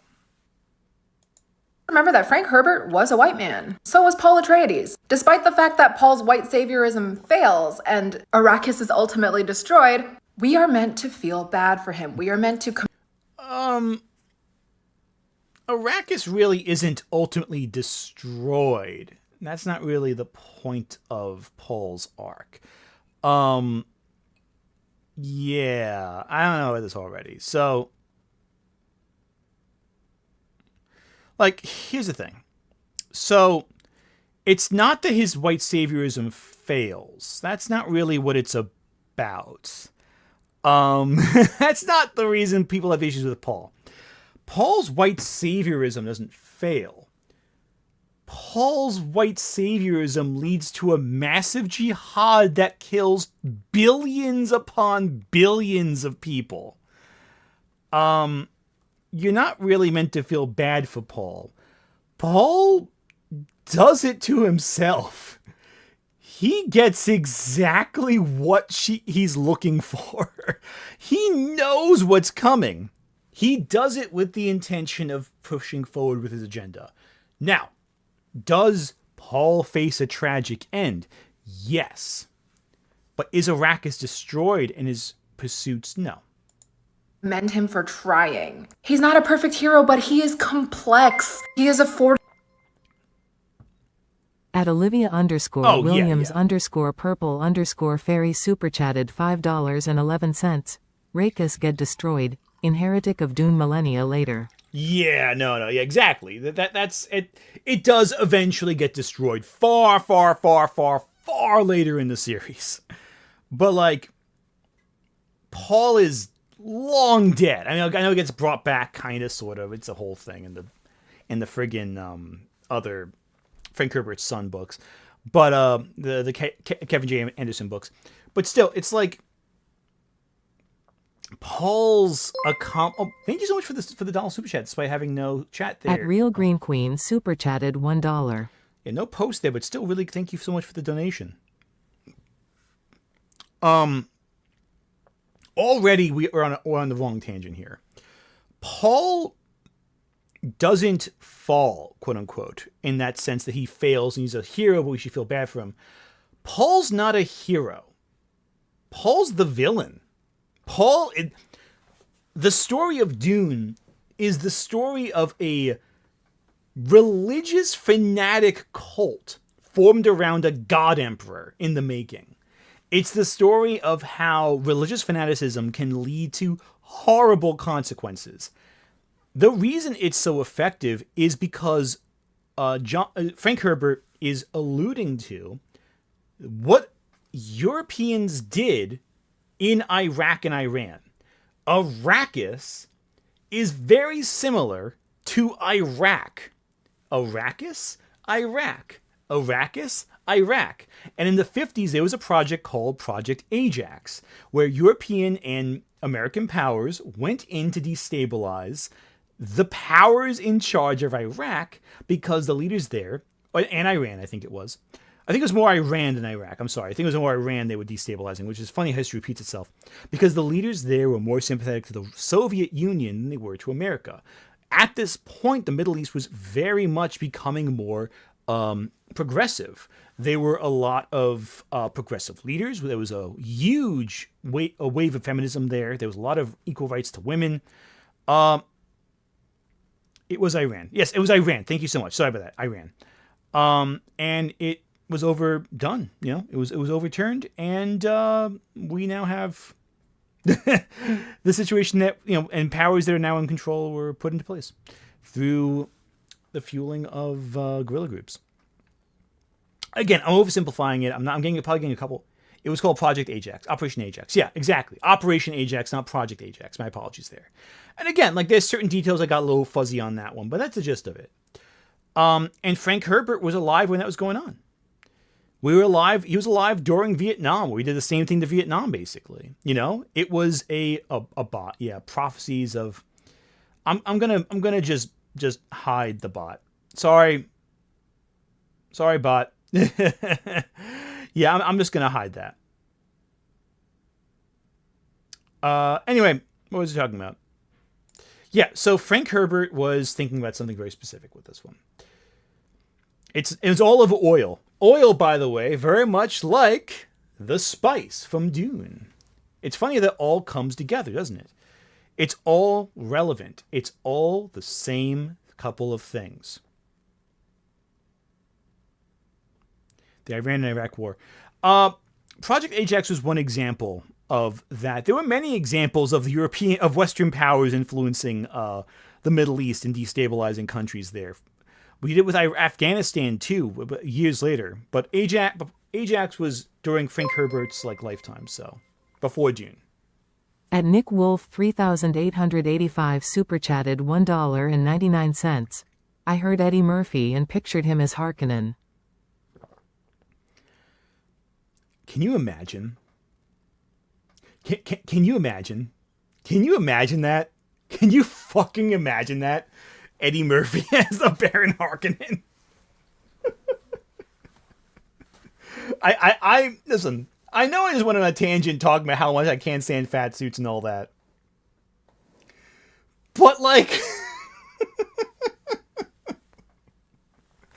oh god, that's horrible. I hate it. I hate it so much.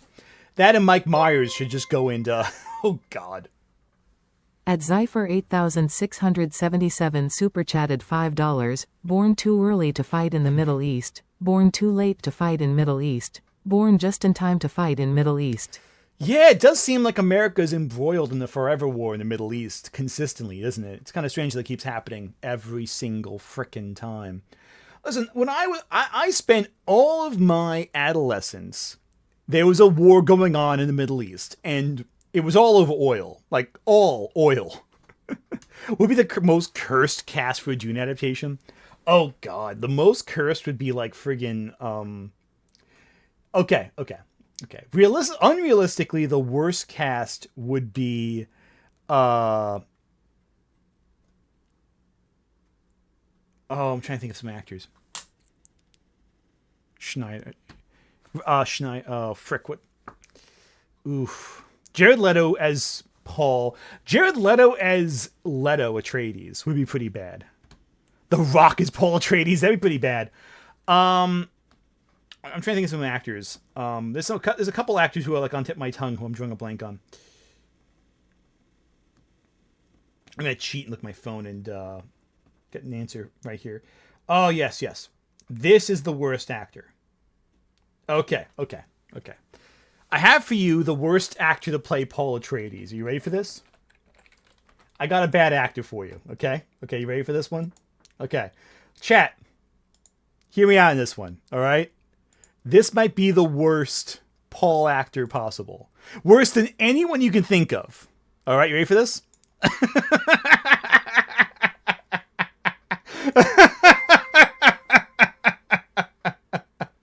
Nick Wolf 3885 super chatted $1.99. Sydney Sweeney as Princess Irulan. Princess Irulan, yeah, honestly, people were actually kind of... I think people that was one of the people suggested for Irulan before Dune 2 came out. Yeah, no, this would be the worst Paul Atreides. I'm sorry. I'm not sorry, actually, to Rob Schneider. Rob Schneider sucks, all right? Andy Samberg as Paul. That might actually be doing something, though. That one might actually be kind of clever back in like the 2000s. Sydney Sweeney is in the Gundam movie. Yeah, I know. I forced freaking Lady Emily to see that when she popped on stream one time. Nicolas Cage is Fade Roth. That'd be interesting, actually. I can see that.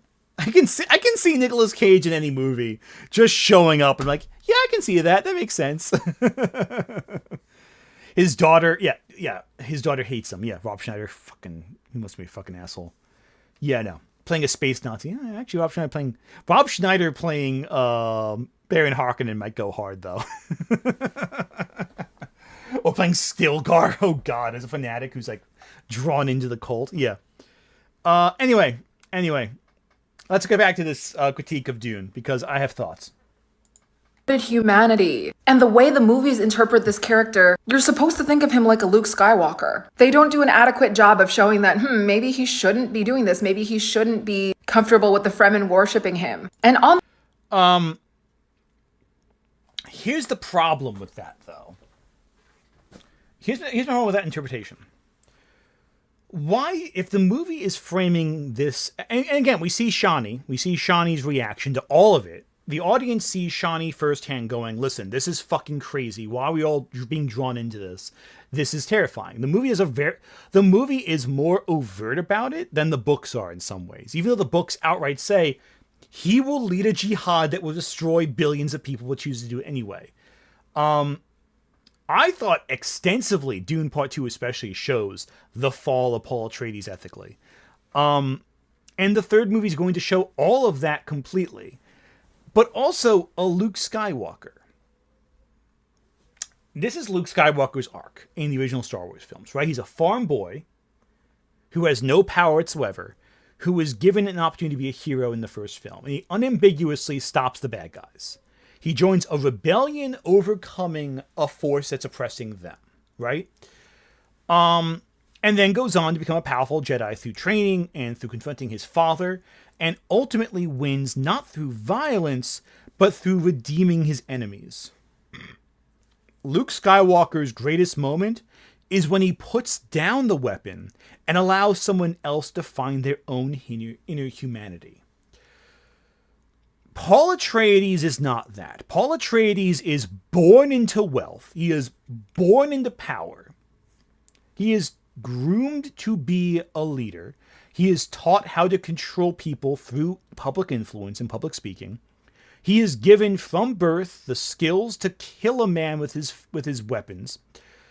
And he is genetically engineered to become a perfect leader by other forces around them, using secret eugenics to influence people and force marriages through suggestion to create selective breeding over the course of thousands upon thousands of years.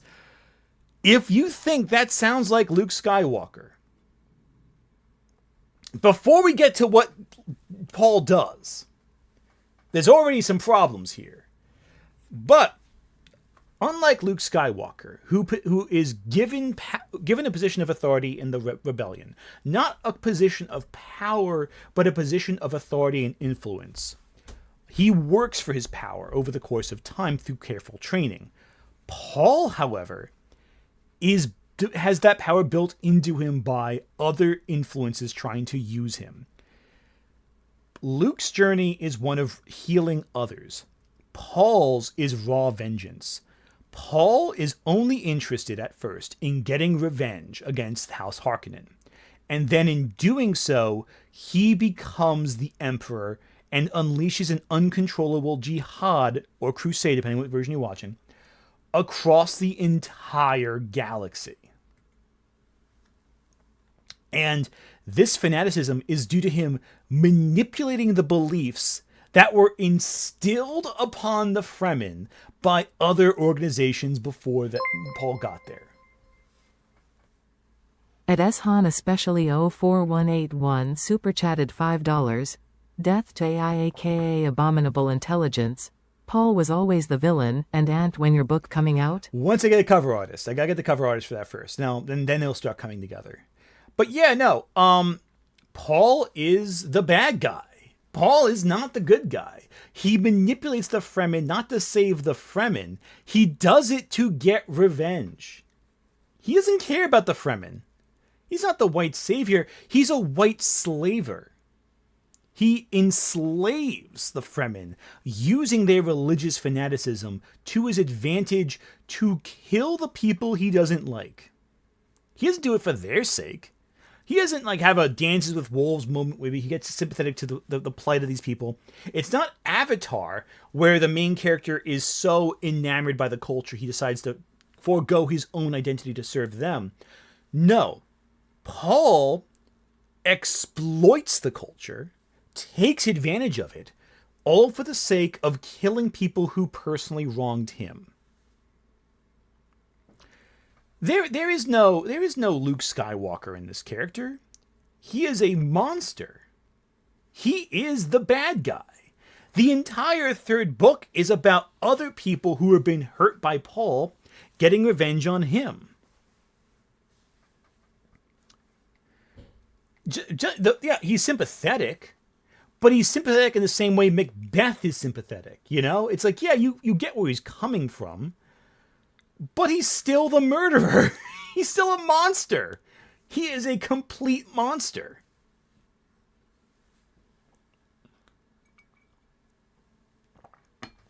Now, granted, there is humanity in a monster, but he is the Antichrist. He is not Christ.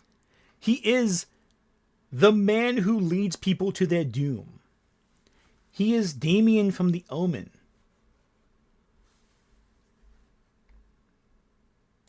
On that note, the Fremen are based on West Asian and North African people. Their language was based on Arabic, Frank Herbert even said so, but it is clear that Frank Herbert has never met a West Asian or North African person in his life. The Fremen are irrational, drug-addicted, noble, savage-ass brown people who blindly follow the leadership of a pale-skinned white man. And when...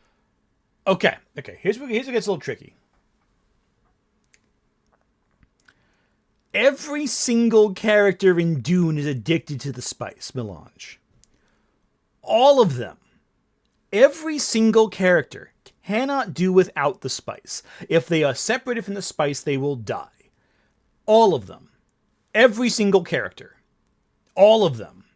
And yes, the spice is a drug. It is technically a drug. However, every single character in Dune is addicted to it. It's part of the point of the book.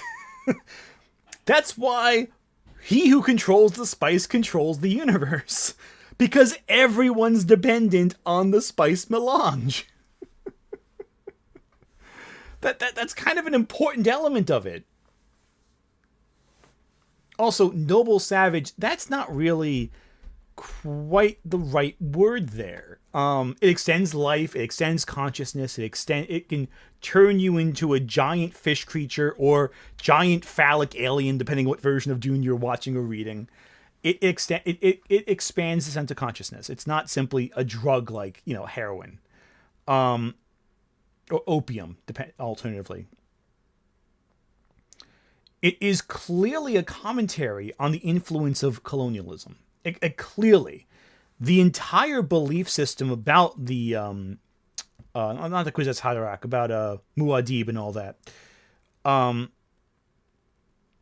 it exists because the Bene Gesserit created the belief system in Arrakis to deliberately control them.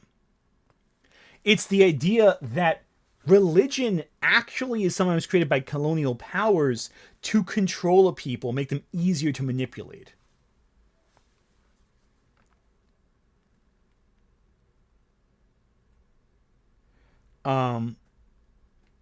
Yeah. So I don't think she understands the concept of the book.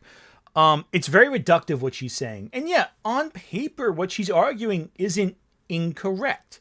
The Fremen are noble savages, if you want to use that trope very loosely.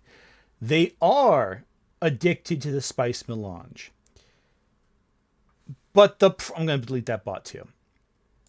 Bye, bot.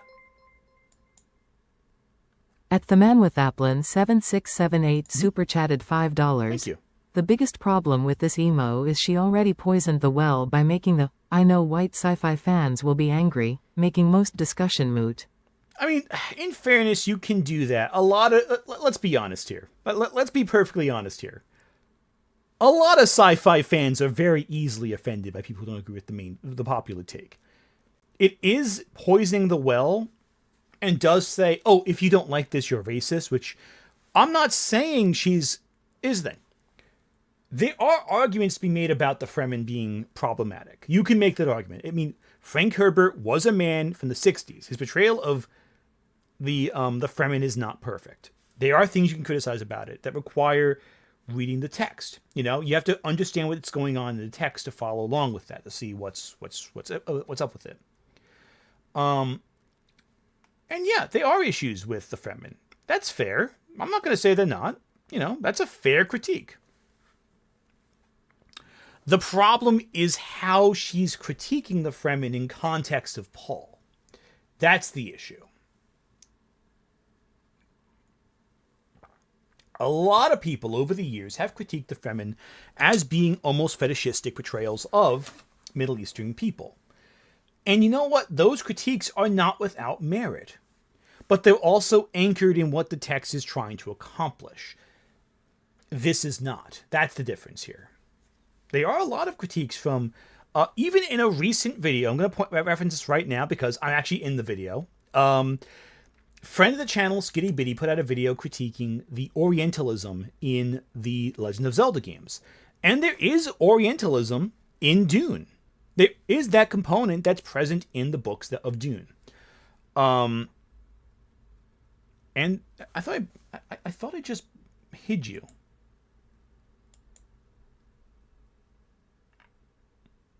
Okay.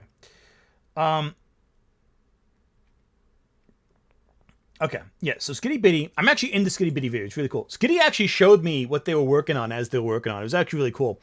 We were like talking one night, and Skitty was like, "Oh, I gotta show you this clip of this video I'm working on." I'm like, "Oh, that's so cool!" And they were saying, "Oh, I got like Big Joel to do a line for this. So cool." I'm like, "Oh, that sounds awesome." Yeah, Skitty's really cool. I like Skitty a lot. And in the video, Skitty talks to another user who is Middle Eastern. I believe Middle Eastern anyway. And they criticize Dune. They criticize Arrakis. And you know what? That's totally fair. You absolutely can criticize the feminine in Dune. There's a lot to criticize. It's not perfect.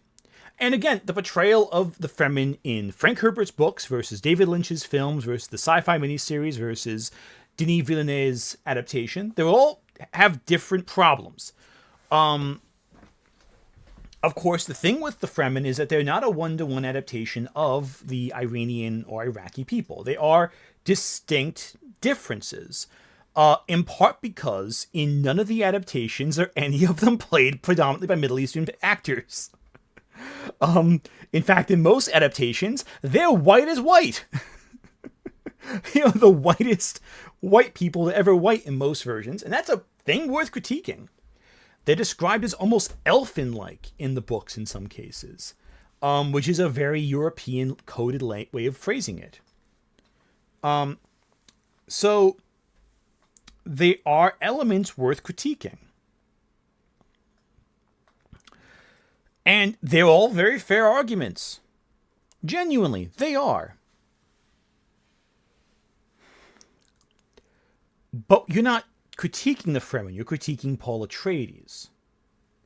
And that's where the problem gets a little murkier, because you're not acknowledging that it's very intentional what Herbert's doing. If you want to critique that, that's valid. But you have to first work from a place of good faith about the text of the work itself. That's the issue. And listen, As I'm saying, I want to reiterate, you do not have to, you can criticize Dune. It's complicated. There's a lot of things to criticize about it. Would I say Dune is sci-fi's Lord of the Rings? Absolutely. In a heartbeat. In a heartbeat. I think Dune is incredible as a work of fiction. It is not without, much like Lord of the Rings, it is not without critique, but it is a great work of fiction. Let's keep going. When have brown people ever done that? Now, don't say that they followed Jesus because A, Jesus was Palestinian. And if we really want to go there, I mean, a lot of them did follow the Prophet Muhammad, who was not a white man. And portraying them as backwards is really something. Because where did algebra come from? Where did so much of modern astronomy come from? The Fremen are not treated as backwards. They're treated as survivalists of the land. The reason they are presented that way is because they are natives who have learned to survive on one of the most inhospitable locations ever. Like, it's not that they are backwards. They're a very sophisticated culture. They have a whole complex culture. Now, they have learned to survive on a planet that all of the other people, for all their wealth and riches, haven't. And in fact, as we see in Dune Messiah and the later books, the Fremen can terraform the planet if they so choose to. But the problem there being that things get kind of tricky. And again, this is a TikTok. We're only a minute into a 3-minute video, but like even already is a lot wrong here. That doesn't seem rooted At KJ in the Zana books. super chatted $5. I feel like YMS has really gone off the deep end as of late. The guy actually stated that the effects in Dune, Part 1 looked incomplete. Seriously? What? He said what?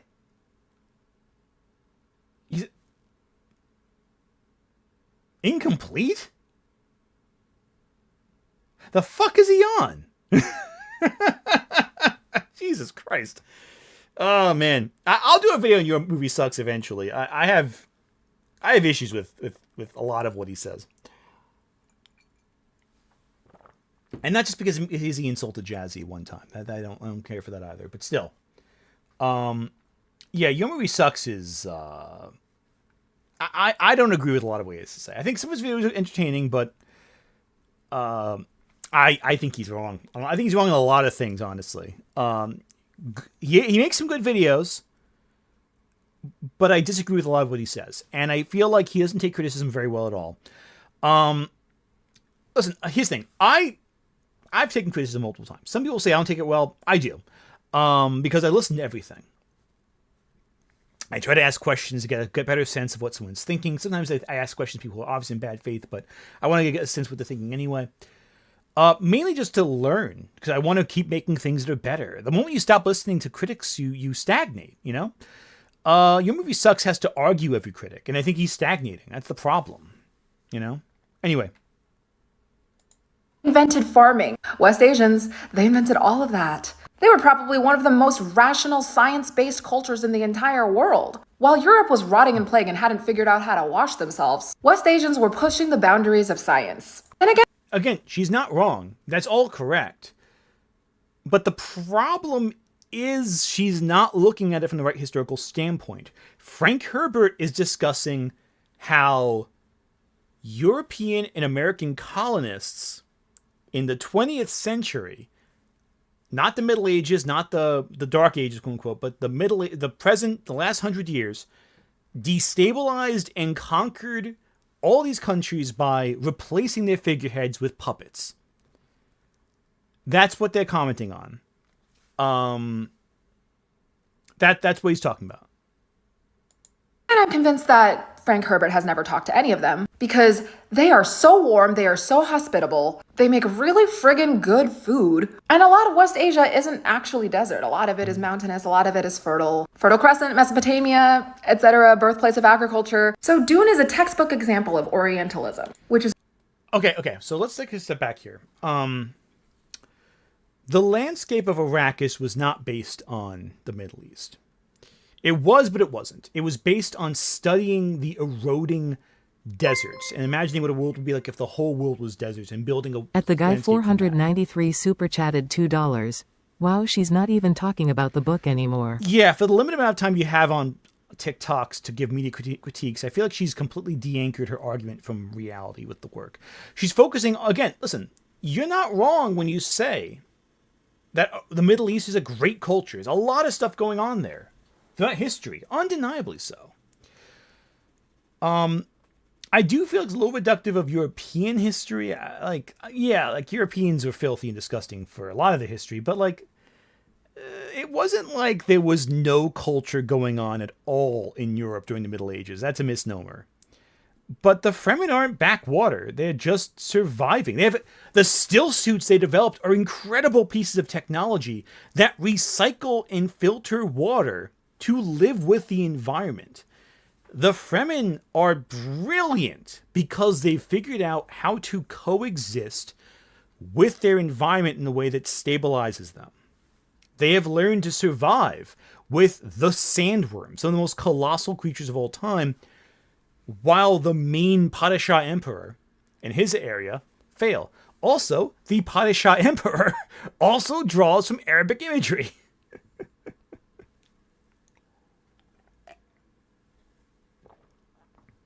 Anyway.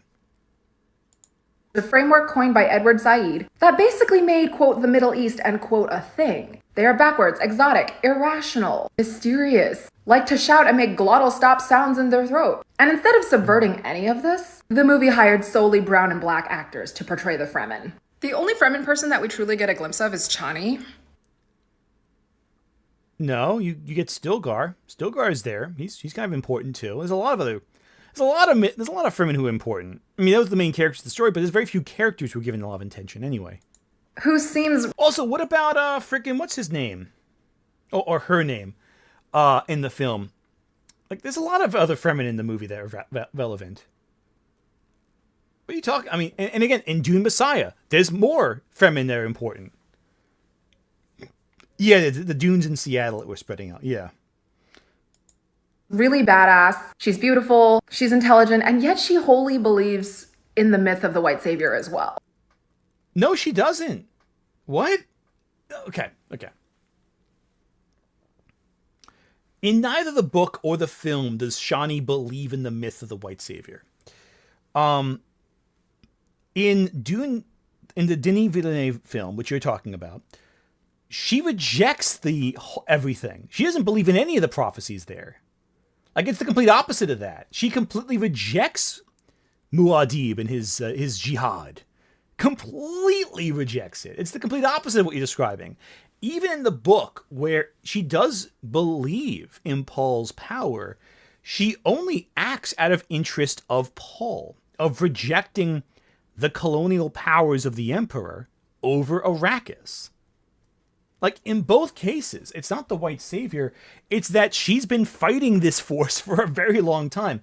And you're also neglecting the fact that the Fremen have been resisting power against the Baron Harkonnen. In fact, it's one of the main things that Duke Leto tries to accomplish in the first part of Dune, to form an alliance with the Fremen, to coexist with them. It is this methodology that Leto employs that inspires Paul to further manipulate circumstances. And in fact, one of the reasons why they even have an in with the Fremen is because Duncan Idaho goes there ahead of time to fight alongside them, to work with them, to live with them. And that becomes a key component to bridging the gap between cultures. Like, you feel divorced from the narrative in a way that's really drastic. Like, I just don't get what this. I should have done a dry run of this video before watching it. I kind of wanted to go in blind. I actually had not seen this video before this stream. How do you miss so much about this work? Like, it's actually staggering how much you're missing. And let's just remember that the third Dune movie has not come out yet. The white savior myth has not had the chance to be debunked by Paul essentially bringing on the destruction of Arrakis. Paul doesn't bring about the destruction of Arrakis. What are you talking about? Paul does not bring about the destruction of Arrakis. Paul creates a jihad that spreads across the galaxy and raises multiple solar systems. Paul does not destroy Arrakis, though there is destruction in Arrakis that is spurred on by Paul's actions. But Paul doesn't cause it. Paul fails to stop it, and Paul's actions result in a chain of effects that lead to it. Right now, he is still their hero. Yeah, he doesn't feel like he is, but everybody else feels like he is. No, Paul feels pretty high in his own power at this point in the story. It's Chani who's pointing out right now how he's not the hero of the story. And in fact, Paul is aware his actions will cause massive, horrible consequences since the very first film. A terrible purpose, one might say. So it is not a good critique of white saviorism, and it is racist as fuck. This notion that Frank Herbert was this anti-colonialist, anti-white savior, anti-racist sci-fi author is bonkers, because I won't argue with you on anti-racist. Frank Herbert was not necessarily anti-racist. And you can make an argument that he did employ racist imagery in his work. However,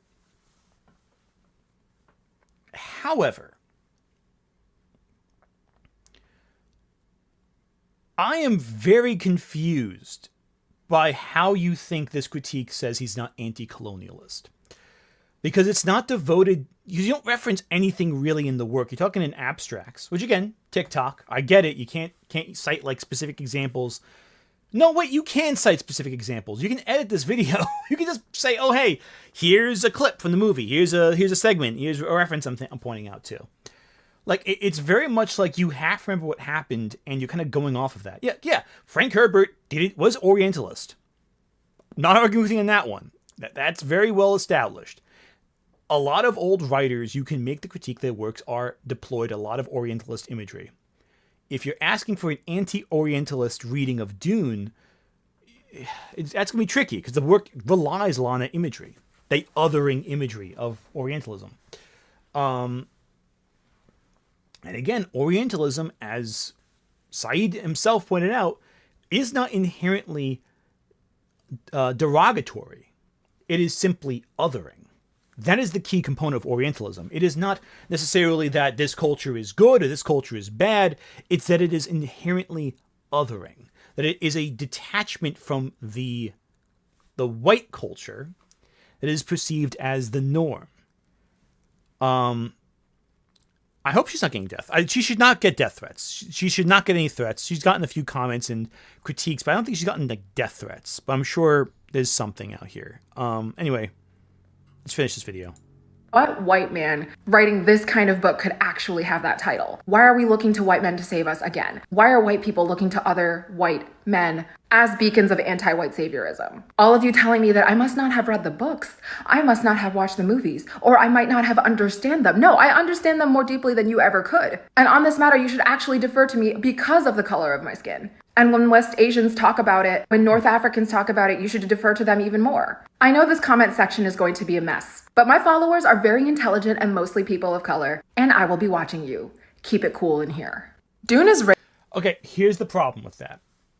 You demonstrate a complete lack of understanding of the book, not because of any interpretation you have, but because of the specific comments you're making about the events of the book. Because what you're describing is the opposite of what happened in the book. That's the problem. I'm not saying that you, as an Asian person, are unqualified to discuss it. You absolutely are. God, of course you are. It's just that you're describing events from a book that don't happen in the book. That's the issue I have here. That's the problem. You're allowed to not like the book. No one's saying you can't, but like... At anonymous_individual super chatted $4.99. I wanted to say thank you. A couple weeks back you recommended RE9 Yes. in a stream. I wasn't gonna play because I'm bad with horror. I had a great time. I am so freaking glad you loved it, because that game is such a freaking experience. I freaking love it. Ugh. But yeah, no. First off, congrats on playing RE9. It's such a freaking good game. But yeah, the problem isn't that I'm saying you're unqualified. You clearly are. You're a sci-fi writer. You're a person. You're a critic of color. The problem is you don't seem to remember the events of the book. You're going off of half memories of it, and you're relying on your identity to avoid critiques of your argument. The problem here is this. When discussing identity, yes, your own personal life experience can influence your critical perspectives. That's valid. And when deferring to that, often you will defer to your cultural experience as background on this. And that makes you as a source of authority in many respects. But the problem is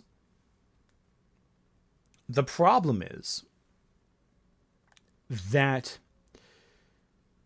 you are positioning yourself as the authority on it, despite the fact you're not referencing any specific events or comments or scenes from the book or film. You are not referencing actual components of it that I can't go back and say, well, that's not accurate because this happens in the film. You're not opening yourself up to a discussion. You're saying, I am right because of this external quality to my argument. But your argument isn't sound. That's the problem. And this is very much why I don't talk about TikTok criticism all that much, because most TikTok critics will sometimes just say, I am right because of this arbitrary perspective of the work. And I'll say this interpretation of the work that I think is correct, and I won't offer any evidence to reinforce my claim. And people just go, yeah, that's how I kind of remember what happened in the book, but you're missing some details.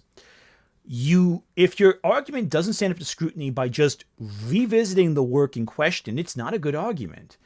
And has nothing to do with your race, has nothing to do with your gender, has nothing to do with any other background details. If what you're arguing is disproven by just watching the movie, and you say, oh, Shawnee is this way, but no, well, the movie has her like this. And it's completely counteractive. At Olivia _Williams _purple _fairy super chatted $3.66.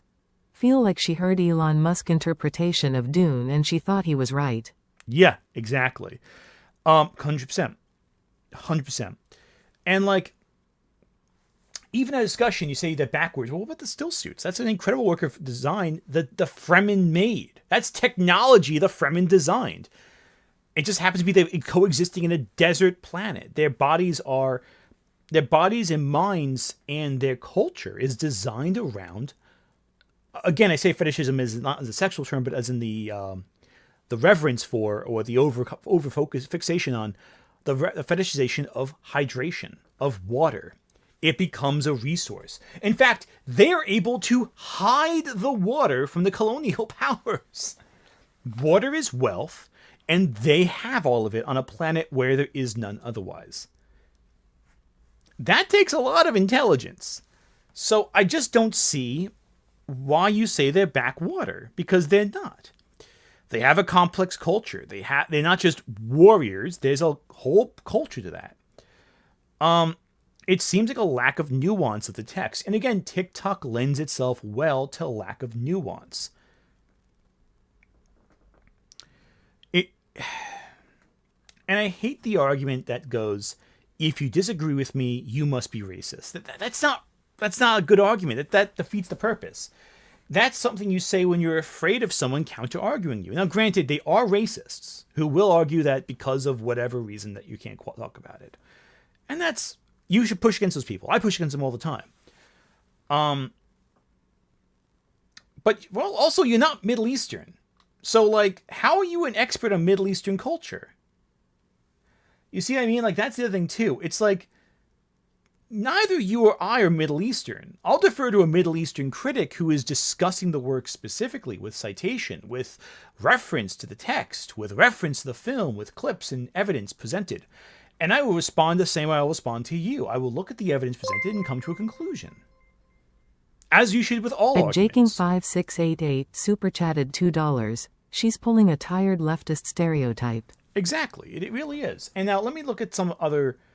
I want to look up her books. I want to look up what she says with her books. So, I want to see what books she's written.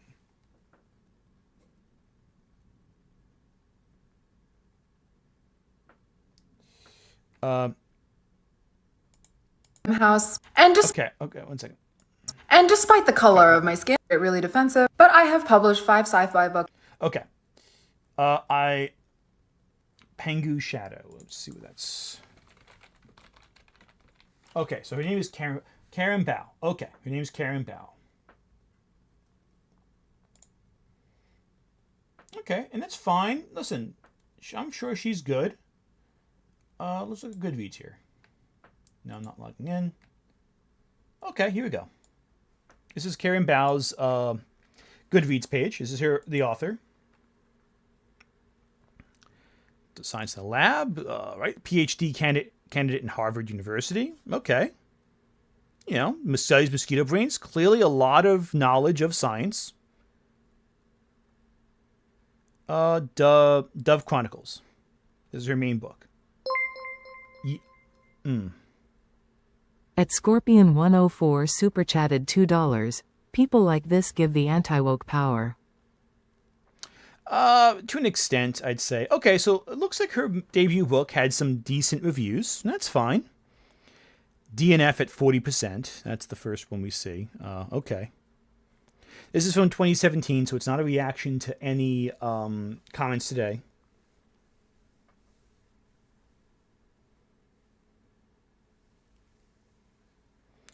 World building fell patched together. Kind of had a hard time figuring my thoughts out in the books. Book set in the moon.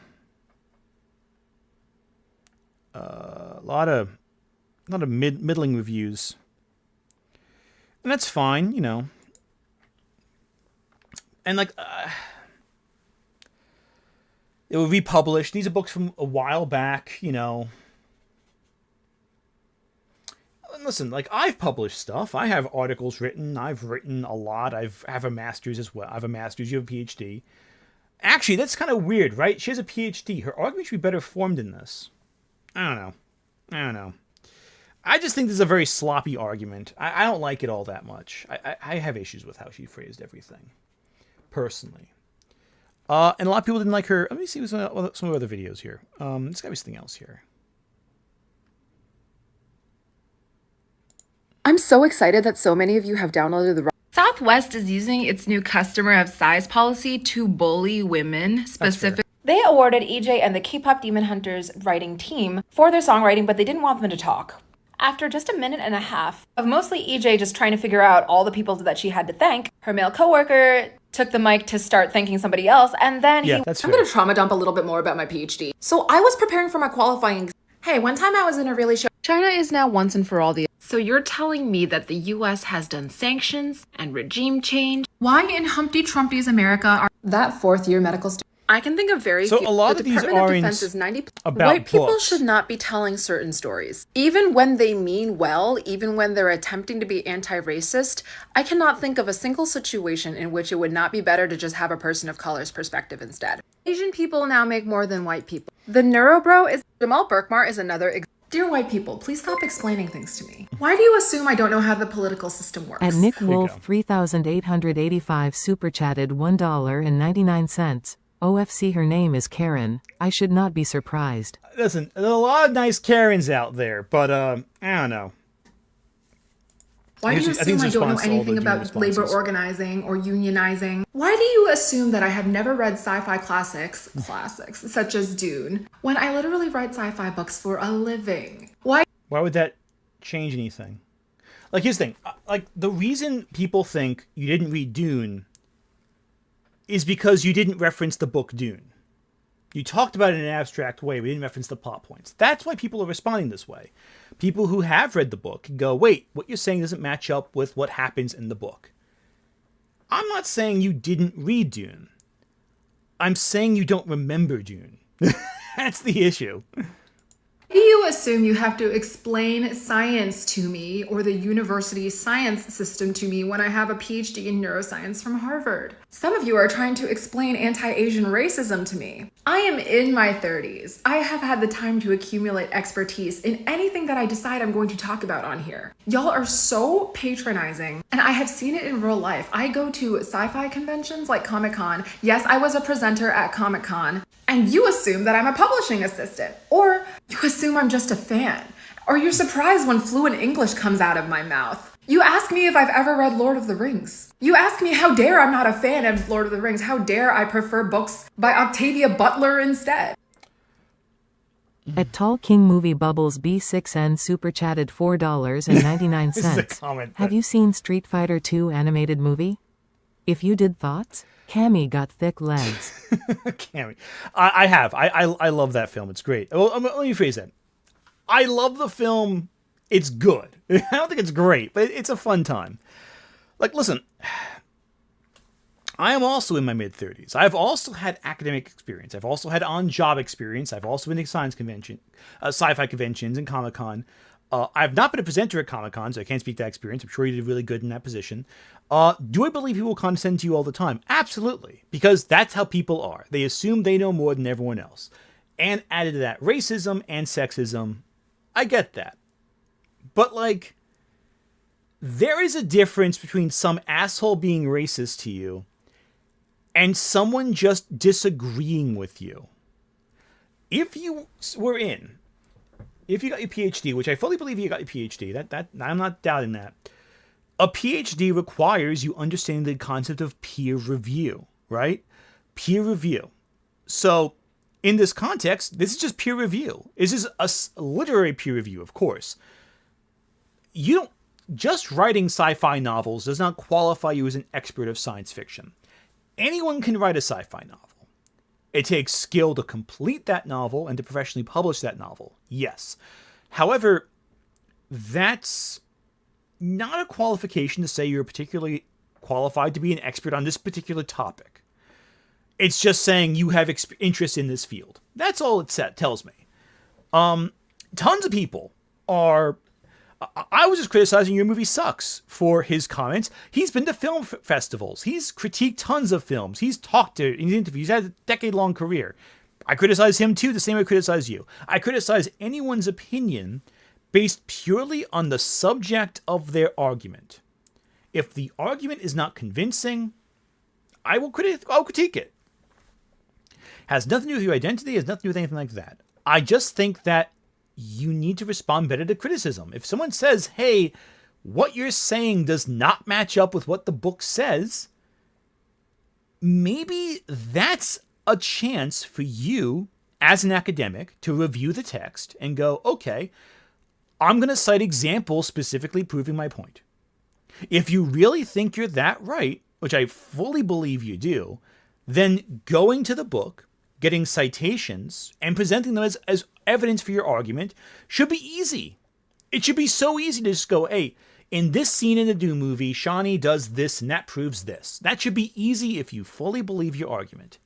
It should be so easy to provide citations in an academic manner if you're going to make an academic critique.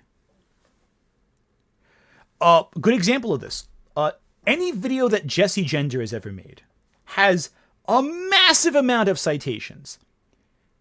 And she speaks also from her own personal experience as a trans woman. Yes, but she also knows where her experience ends. B6N super chatted $1.99. The SF lore when it comes to Cammy goes nuts. Yeah, exactly. Exactly. At Eustace Giwo super chatted $5. A woman who is a minority putting out a questionable critique while baiting the worst sort of chuds? Disappointed the online vitriol must flow. Yeah, that's the problem. She's definitely courting rage right now. Who's Octavia Butler? Read Octavia Butler. Octavia Butler's an incredible writer. I will not argue with you on that one. Octavia Butler's incredible. She's right about that.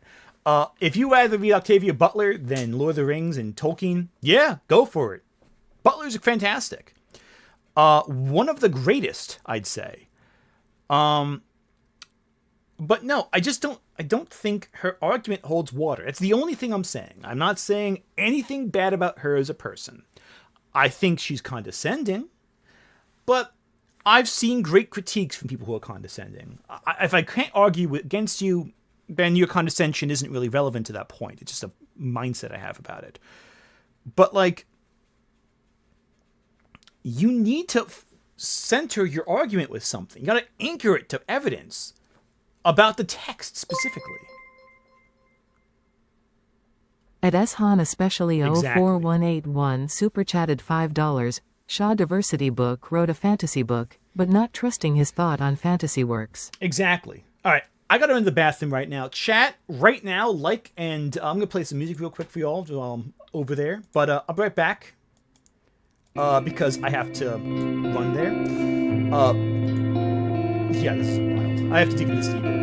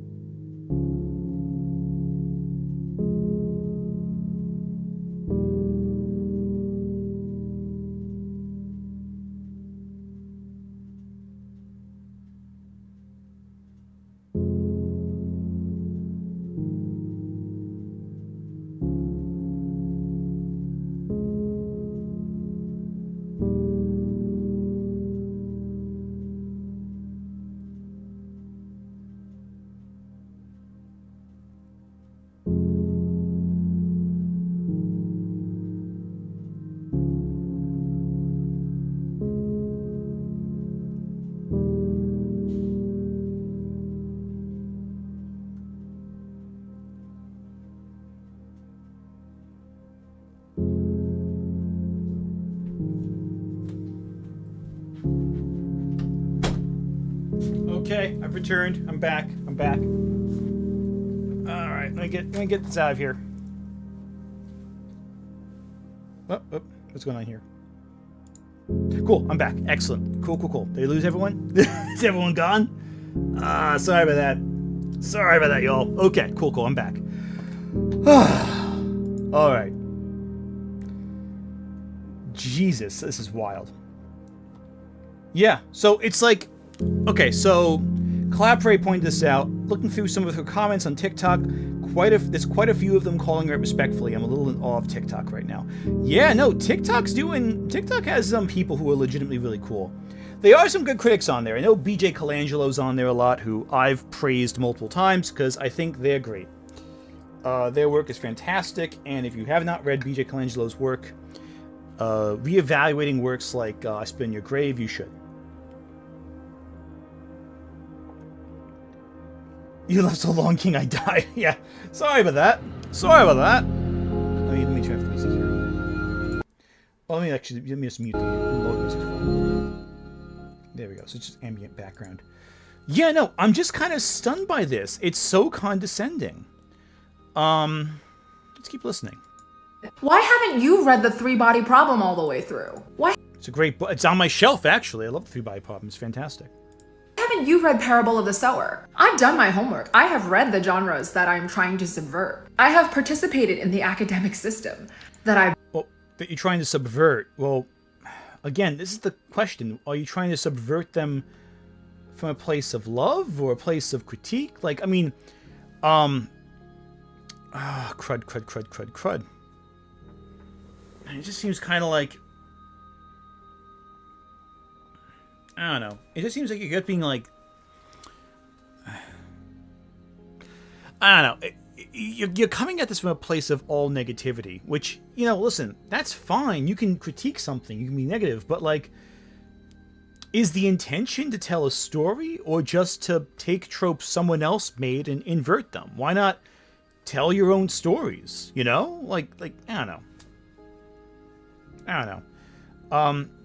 Like, there are a lot of writers like R.F. Kuang who do a lot of really good stuff. Like Babel, for example, does talk about how academia can be a branch of European colonialism, you know?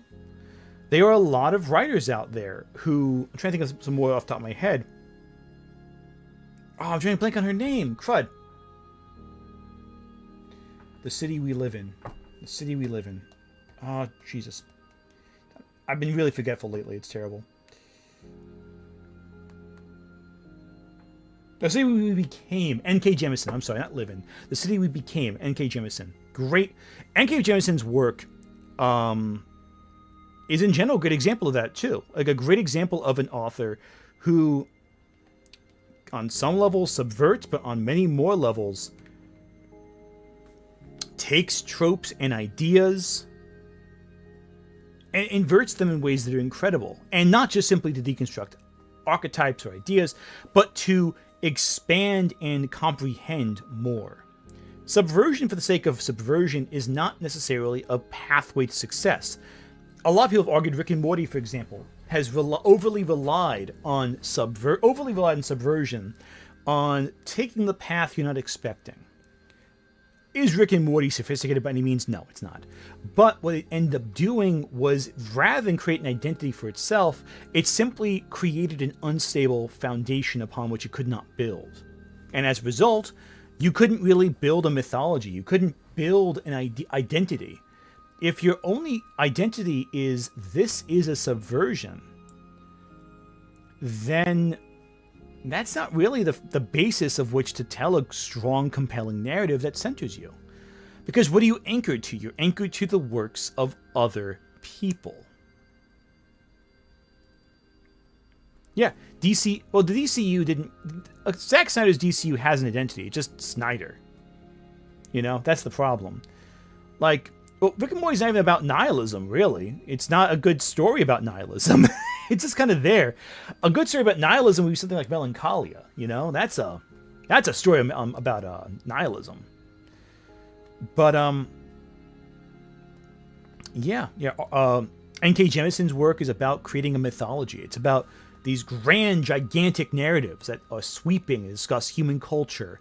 And they're told primarily through just presenting people. Also, I find it funny how she's talking about white people who have never done anything about, you know, progress.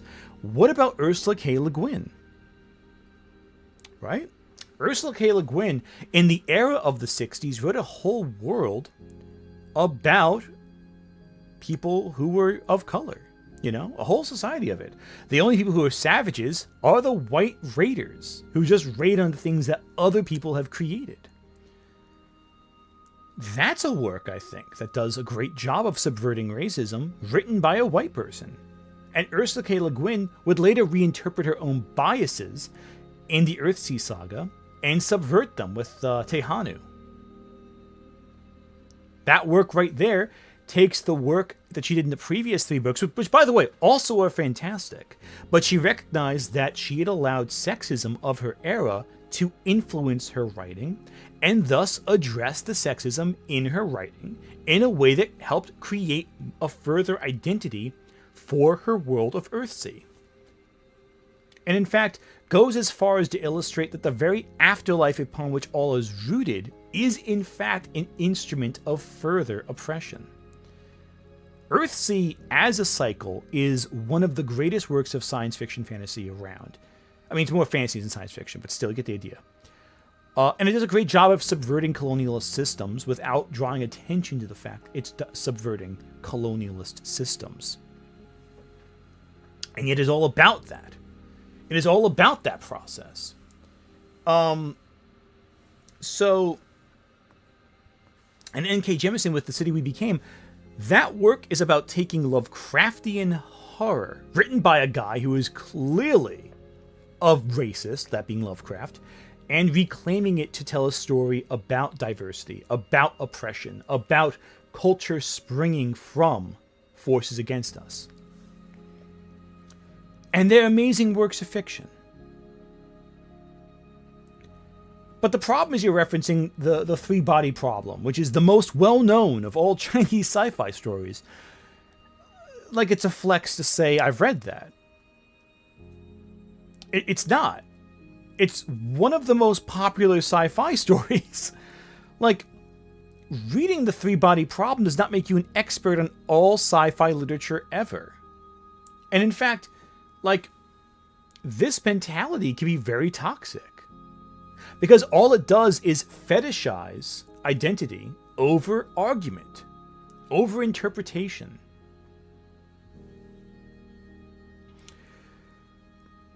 Like, I respect you're an accomplished writer. I respect that deeply. I respect that you have a PhD and had to work your ass off to get that PhD. It sounds like you caused yourself physical harm in the process of doing so. But I am looking here not at your identity. I'm looking at your argument. And if I can remember the work you're talking about in the three examples you actually referenced the work don't match up with what is written or what is shot or what is acted, then yeah, I'm going to have a critique of it. Like, come on. You're not escaping critique just by your identity. That would be ridiculous. That would be absolutely ridiculous. I want to draw attention right now to a discussion we had previously. You know, a few months ago, we discussed Honeycut Studios, right? Honeycut Studios had a critique of Jesse Gender and Aronofsky's video about George Lucas, right? This critique was not a deconstruction of the whole thing. Honeycut had a specific argument he made. Jesse and Aronofsky looked at the video and went, oh, wow, actually, that's a fair critique. They edited the video. They issued a statement saying, hey, look, this one point that was made was inaccurate. We removed it, but it's also not a load-bearing point. It's a side point that does not change the trajectory of our entire argument. Here's a retraction. There you go. We thought it was real, but apparently there's evidence saying it was not. We'll take it out. Let's move forward. A great way of responding to criticism. Honeycut proved to be a little shit and kept pushing about this and kept being a dick about it for apparently a year now, maybe more. But the point is, the critique and response, if that was where it started and ended, that would have been okay-ish. Honeycut would still have been a jerk for how he made the critique, but the critique still was relevant. That one aspect of it anyway. And they responded to it just as well as they could. If Honeycut had been a little nicer about it, and it ended with that would have been a fine little correction. But the problem is right now that with your critique, that's not how it works. You're not, people are saying, hey, the work doesn't say what you said it does. And your objection is to say, I know it better than you do. I know books. I'm like, okay, then talk about the books. You know? If you have to shout, to quote another fantasy novel, no man who has to say he's king is a true king at all. All right, let's keep going. Bitch about on here. You are constantly underestimating my intelligence and my expertise. Well, actually, shut the fuck up. Have you published 5 sci-fi books? I don't think so. Do you have a PhD? Did you attend Columbia University for undergrad, where you had to take 2 years worth of literature classes and got an A? 2 years worth of literature classes.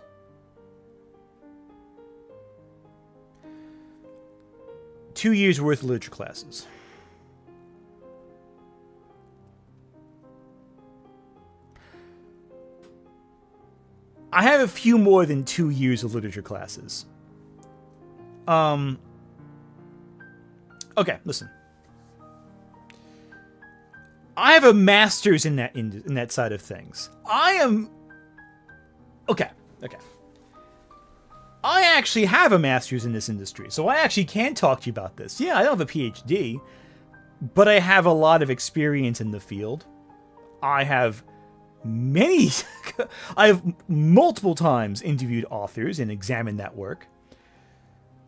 Yeah, you know what? I think I might actually have a few more credentials than you do in this situation, if you really want to play that game. Like, your response to someone saying your argument does not make sense should not be to crash out saying, I am entitled to be right because I took 2 years of literature classes. It's not even an undergraduate degree of literature classes. That's like an associate. It's maybe an associate's. That doesn't make you an expert in the fucking literature analysis.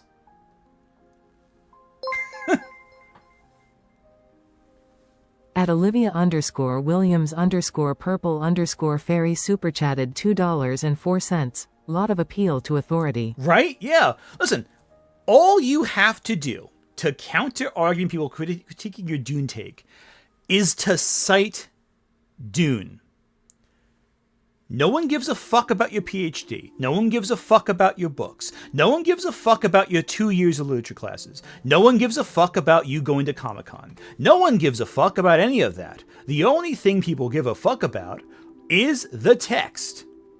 So discuss the text. That's all you have to do.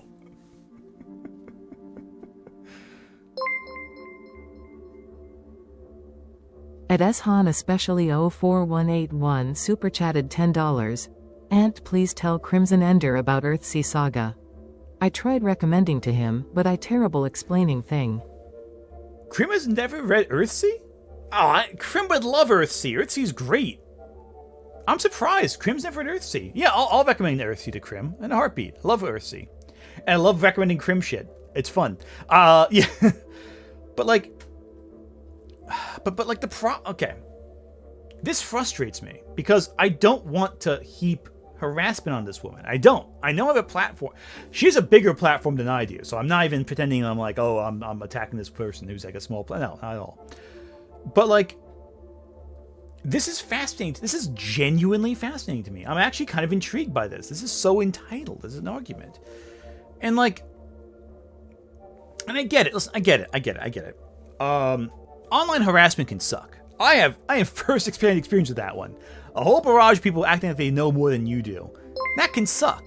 En masse. At Detective Lizard 9532 super chatted $1.41. Plankton voice, I went to college. Okay, for those... Exactly. For those just tuning in, Gia Yaps here is a doctor who has a TikTok who made a take about Dune saying it was that Paul Atreides was a Luke Skywalker type character, and that the book reinforced ideas of Orientalism and racism. Now, I don't disagree that the book reinforces Orientalism. I disagree with how she argued the book presented Orientalism, because she didn't actually present any evidence from the book, but rather made up events that didn't happen in either the film or the book to push her point. That's the issue. The issue here is not your argument about the Fremen, because you can make that argument. There's evidence in the book to present that argument. My problem is you didn't use the book as a source. You just made up shit. That's my problem with it. You can make the argument just fine. There's tons of evidence that the Fremen are Orientalist in nature. The problem is your argument just didn't hold water because of the evidence you used is not present in the book or any of the films. Maybe the David Lynch film, but she's white in that, so it doesn't count because that's not really that's another problem. The fact she's white in the Lynch film is a whole other set of problems that I won't get into right now that are big issues. Also, Paul is not a Luke Skywalker, and he doesn't destroy Arrakis. That's not why people don't like Paul. He does not destroy Arrakis. He kills billions of people using the Iraqi the Fremen army as like an arsenal, essentially. He's in every single one of them? Oh yeah, I did. God forbid a person of color know more than you on a subject. God forbid that subject be sci-fi and literature. Not only do I know the Western canon, I know the Eastern canon as well. Why haven't you read Journey to the West? I have. Why haven't you read the Quran? I have. Do you think that I got my book deals because I was just a diversity hire? Or maybe I'm just better at this than you are? Dear white people. But like that's the problem. You're really not though. Like, listen, I don't want to be mean about this. Your book got okay reviews. You got it because of your platform. You have a platform online that's clearly old. Like, you clearly have a lot of experience here. Your account, oldest. How old's your oldest video? Yeah, so you've had a platform for several years right here.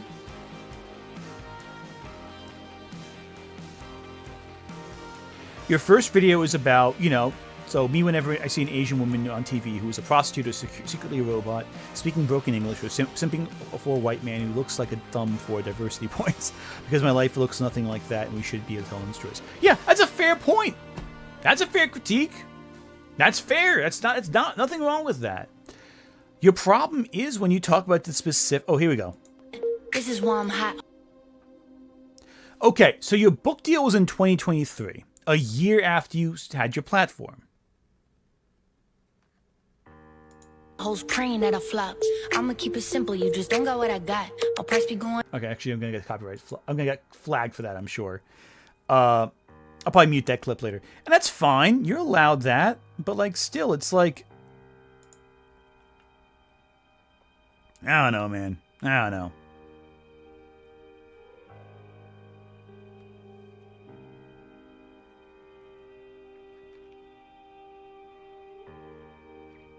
So it's like, you talk about a bunch of these topics, and it's fine.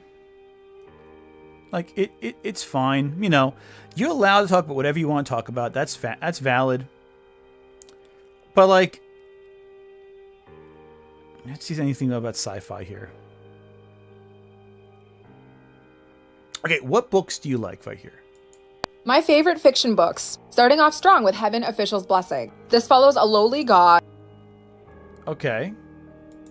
who was banished from the heavens and is loved very deeply and helped along by a ghost king. As the story goes on, you learn that they have saved each other countless times over the past 800 years, and that their love will endure. This is the most romantic shit I've ever read. There's also a Donghua adaptation available to watch on Crunchyroll, which you should do. Also on the top shelf in my bookshelf, and also a massive amount of literature to read, is The Three-Body Problem and the two sequels by Liu Cixin, starting off in an alien invasion and going through the end of the universe. It's just so Chinese. He writes about conglomerates of people acting together in a very accurate way, and the alien species that he creates feels so different from any life on Earth. You know, when you read a lot of sci-fi, the aliens, they're kind of animal-like. They have 4 limbs. They're very much in line with what you might expect, you know, coming from tetrapod evolution here on planet Earth. Well, no, his aliens are nothing like that. They're terrifying. As you get through to the end of the... I mean, some are, and it kind of depends on the work, but okay. I mean, yeah, okay. The third book, you realize that the original invading alien species is nothing compared to some of the godlike alien species out there that have weaponized the laws of physics, and I will not spoil that any further for you. And finally, Jade City by Fonda Lee. It's a gangster Asian novel, like Mob Family versus Mob Family, with magic. Highly entertaining. I read the entire series in 2 weeks. Yes, I know I have a problem. You were emotionally devastated at the end of Jade Legacy. Please talk to me. So, like, giving book recs, that's fine. Those are fine recs. I'm surprised you didn't reference R.F. Kwan, but that's fine. And look, that's good. That's good. Jade City's good. You know, 3 by Problem's good. You know, it just feels a little like... It just feels very, like, identity kind of focused, you know? It's like... And you're allowed to like what you like. That's fine. At user_225_CCC super chatted $1.99. I'm Asian. I Asian mogged this person into oblivion. Oh man, that's fun. That's fun. I'm trying to find examples here where she talks about like writing. I don't want to like hyper focus on like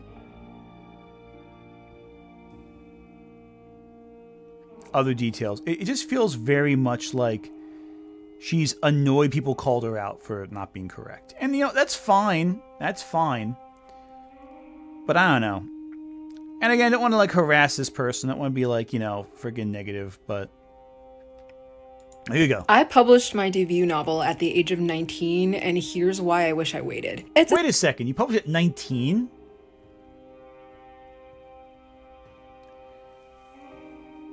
And you use that as a bragging point? So you self-published it? Sci-fi novel set on the moon. It's about a teenage girl who overthrows the commie-like lunar government. And it's kind of like the opposite of what we have ended up in today. And it's a society basically ruled by scientists, where all the worst parts of the academic science enterprise come to the forefront and take over the world. Okay. And I wrote it before I had any kind of real-world experience or political awakening. And because the book was partially inspired by my family's traumatic history in communist China, the publishing industry loved it because I didn't yet understand that it was Asian trauma porn in space. But the white publishing industry loved it. And one... Hang on. So 1 second you're saying that... Okay. Let me back up here a second. I don't want to be too critical. That's fair. This is an author going back to her older work and saying, listen, I drew from my experience. I didn't know I was exploited by the publishing system. That's fair. At user_225_CCC super chatted $1.99. And let me know if you want me to roast this girl in Chinese. I mean, you could. I wouldn't know what you... If you're saying it in Chinese, I wouldn't know what you say. I can't speak Chinese. I did teach ESL to Chinese students, to mainland Chinese students in the past, but ages ago. But I do not pretend to be an expert on anything Chinese in terms of writing or culture, etc. But like, I just find it funny how 1 second you're using the book as bragging rights to shut down any arguments, but you also wrote it when you were 19. Like, I've written books when I was 19. I never published them because they were not good enough to publish. And that's fair. So your debut novel, let's go back to that a second, shall we? So it's Karen Bao, right? Karen Bao, that's the author's name. And I'm not doxing her. She's, you know, she's citing it as her own work. She showed us her novel. Let me see something here. Okay, so Karen Bao. Dove Chronicles. Who published this book? I want to see who published it. Book editions and details. Viking Books. Published 2015 by Viking Books. Okay. So you were 19 in... Hang on. So you were 19 in 2015. Interesting. That means I'm older than you. That's fine. That's fine.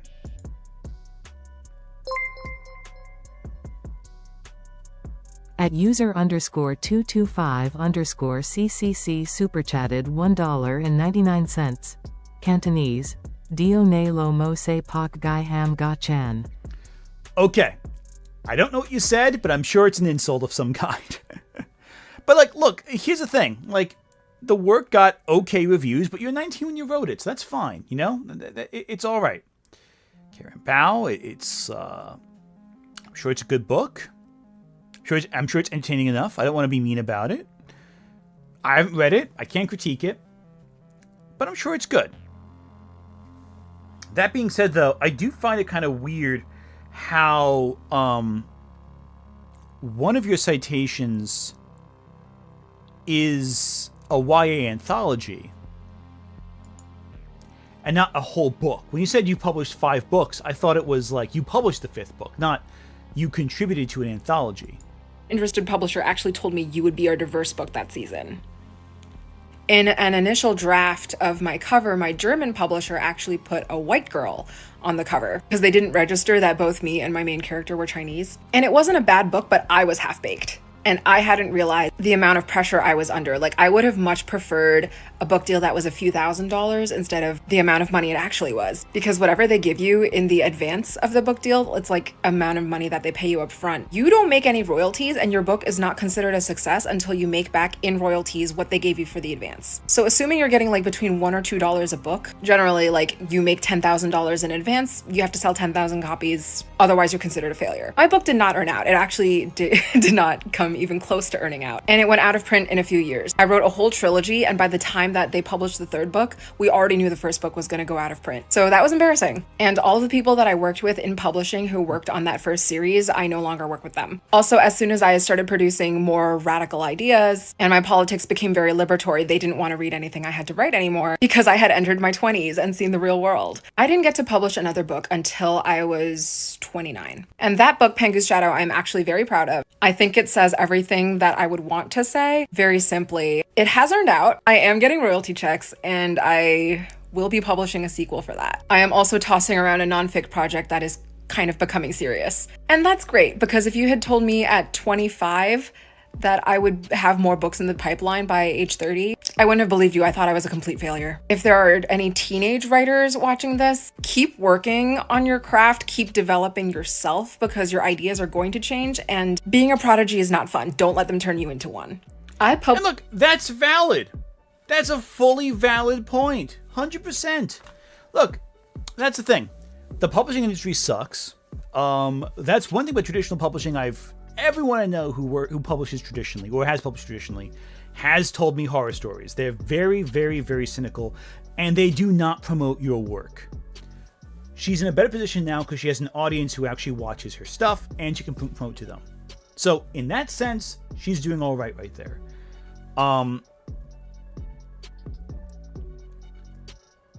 However, the fact that she cites all those books as evidence you should be taken seriously as an author, when she admits she wrote those books before she had an understanding of the world, that's kind of a red flag, don't you think? You're using that as citation as to say that you are inherently someone we should listen to. That we shouldn't question what you say, you're right, you have experience that we don't. Yet you admit yourself that your books didn't earn out. Your publisher dropped you after the trilogy ended. But because you published books at all, before you finished your college degree, presumably, that means we should take you seriously. That means we should unquestioningly listen to what you have to say.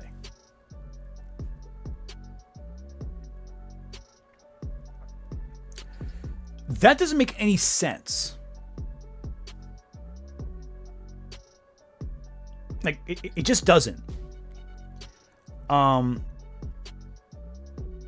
one hand, yes, it's a good motivating story. It's proof that you can always have a chance at building a career in publishing, writing the works you really value. That's great. I do not have anything but congratulations on your success as a writer. That's incredible. Undeniably, that is incredible. But the problem is that you cite this as proof no one should question you.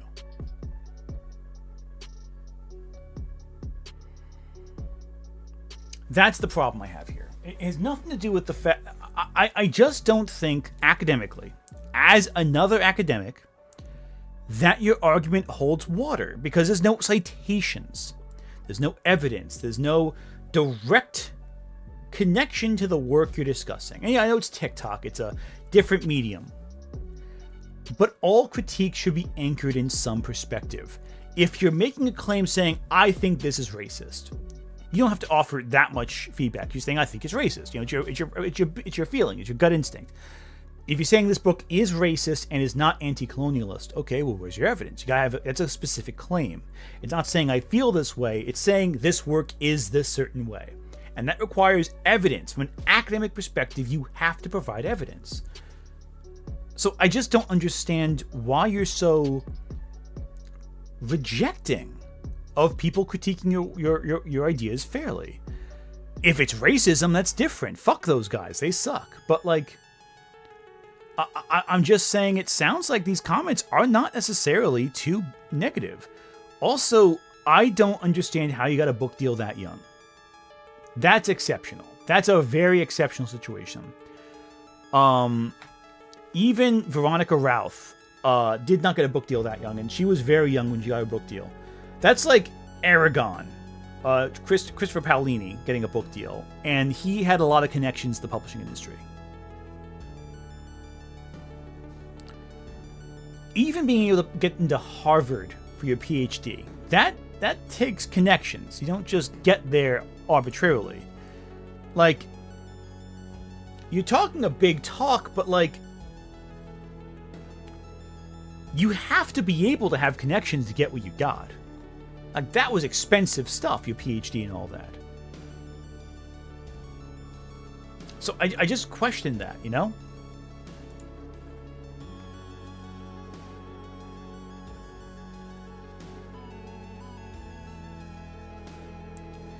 I don't know.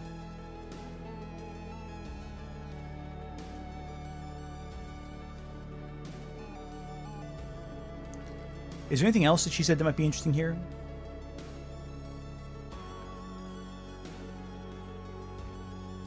It might be good to like to discuss.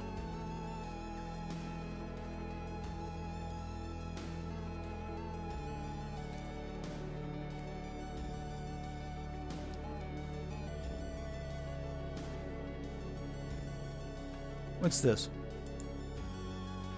I'm a white girl. I shop at H Mart. This is what I buy. Going in, terrified, but not really, because it's a grocery store. I don't want this whole thing to draw to a close before we hold accountable all of the white creators who helped dogpile onto Madeline. Because this creator actually got something like 6 million views with this video. The comments are absolutely atrocious. People are saying openly racist stuff about Asian people in general, and especially against mixed people. So while we've been able to get apologies out of the unholy trinity, I don't think we should let white creators like this slide, because in the end, it was still white people who the unholy trinity sicked onto Madeline. And again, this video got 6 million views, and the creator probably made hundreds to even over $1,000 on it. I'm actually surprised she hasn't taken it down yet, given how bad the optics are. This video is very passive aggressive, and by saying she's terrified to go into an H Mart, she's alienating Asian culture, making it as something weird and exotic when it's not. But most of all, she is willing to just say, I'm gonna do whatever I want, not listen to Asian people at all, and hence commodify our culture without respecting our opinions. And so why might this creator have made this video in the first place? Well, her whole brand is consumption. And more specifically than that, it's Korea boot consumption. She does like aegyo-sal, she has a lot of K-pop references on there. She has an Amazon storefront that is basically drop shipping Korean products. So she is literally one of those white people who is profiting off of Korean culture by selling it to other white people. Now, no hate to this creator, but she and others like her need to take accountability for what they did and for the utter disrespect they have shown toward Asian people and our opinions while claiming that they love our culture. It doesn't make any sense. I'm a white girl. Again, like, stuff like that is also fair critique. That's the problem. It's like, again, from that perspective, that's a decently fair critique. It's anchored in at least a citation.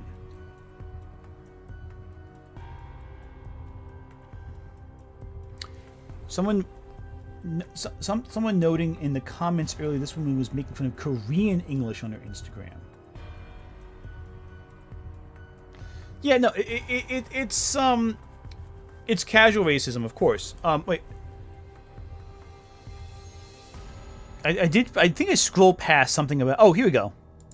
I'm Chinese, not Korean, but y'all want to hold me responsible for the cultural appropriation in K-pop, so I'm going to talk on that right now. K-pop is Black American music repackaged, debasified. Other Asian and Black creators have acknowledged this, but I want to go deeper into the sound of K-pop because it never quite sounded right to me. Like, I grew up on hip-hop and R&B sounds from the early 2000s, so when K-pop got popular, I'd already been, listening to the OG sounds for a while, and I found K-pop to be less rhythmically interesting. When they sang, the vocal techniques wasn't as good, and I couldn't understand it the way I could understand Black American singers when they sang in English. So I never really became a K-pop fan. Like, I would listen to a couple songs here and there, but I preferred the original. And I said debasified earlier because literally K-pop is so treble heavy. That thump in the bass, like when a Lil Jon song comes on, or like a 50 Cent song, and you feel like the rumble, like in your bones. That's what's driving so much of it. And K-pop music has bass, but the bass is less interesting. The bass, relative to the mix of the treble, is turned way down on a lot of K-pop songs. And a lot of K-pop singers also produce less resonance in their vocal tones. So it's not about the pitches that they sing at. Okay. This is very interesting. So what I want to point out here is this, for anyone listening here. So far we've been listening to a few different videos. In this, I want you to notice something. She offers specific citations of what she's talking about. She's confident in what she's discussing. She offers specifics. I listened to this. Here's why the music isn't working. Here's why I think this. And she gives specific examples of what she's discussing. Do I agree with it? Different story. It's not about if I agree with it. It's about how she structures her argument in this fashion. Is she out of her lane? I'm not really sure. I'm not a music guy. Couldn't tell you. But it's better structured from an argument perspective. Now, we can make a discussion about the specifics of what she's saying. That's not neither here nor there. I want you to listen to this again, and I'm going to go back to the Dune video, all right? Listen to how she... Again, FD Signify would be a much better discussion on this than I am. But I'm not talking about whether she's right or wrong. I'm talking about argument structure. Listen again. Not Korean, but y'all want to hold me responsible for the cultural appropriation in K-pop, so I'm going to talk on that right now. Right now uses her identity not necessarily as a crutch against feedback, but rather from saying, hey, I'm not this culture. However, you're making me talk about this by comments, what have you. So here's my perspective. Right there, that's important. K-pop is Black American music repackaged, debasified. Other thesis statement. Clear, direct, focused.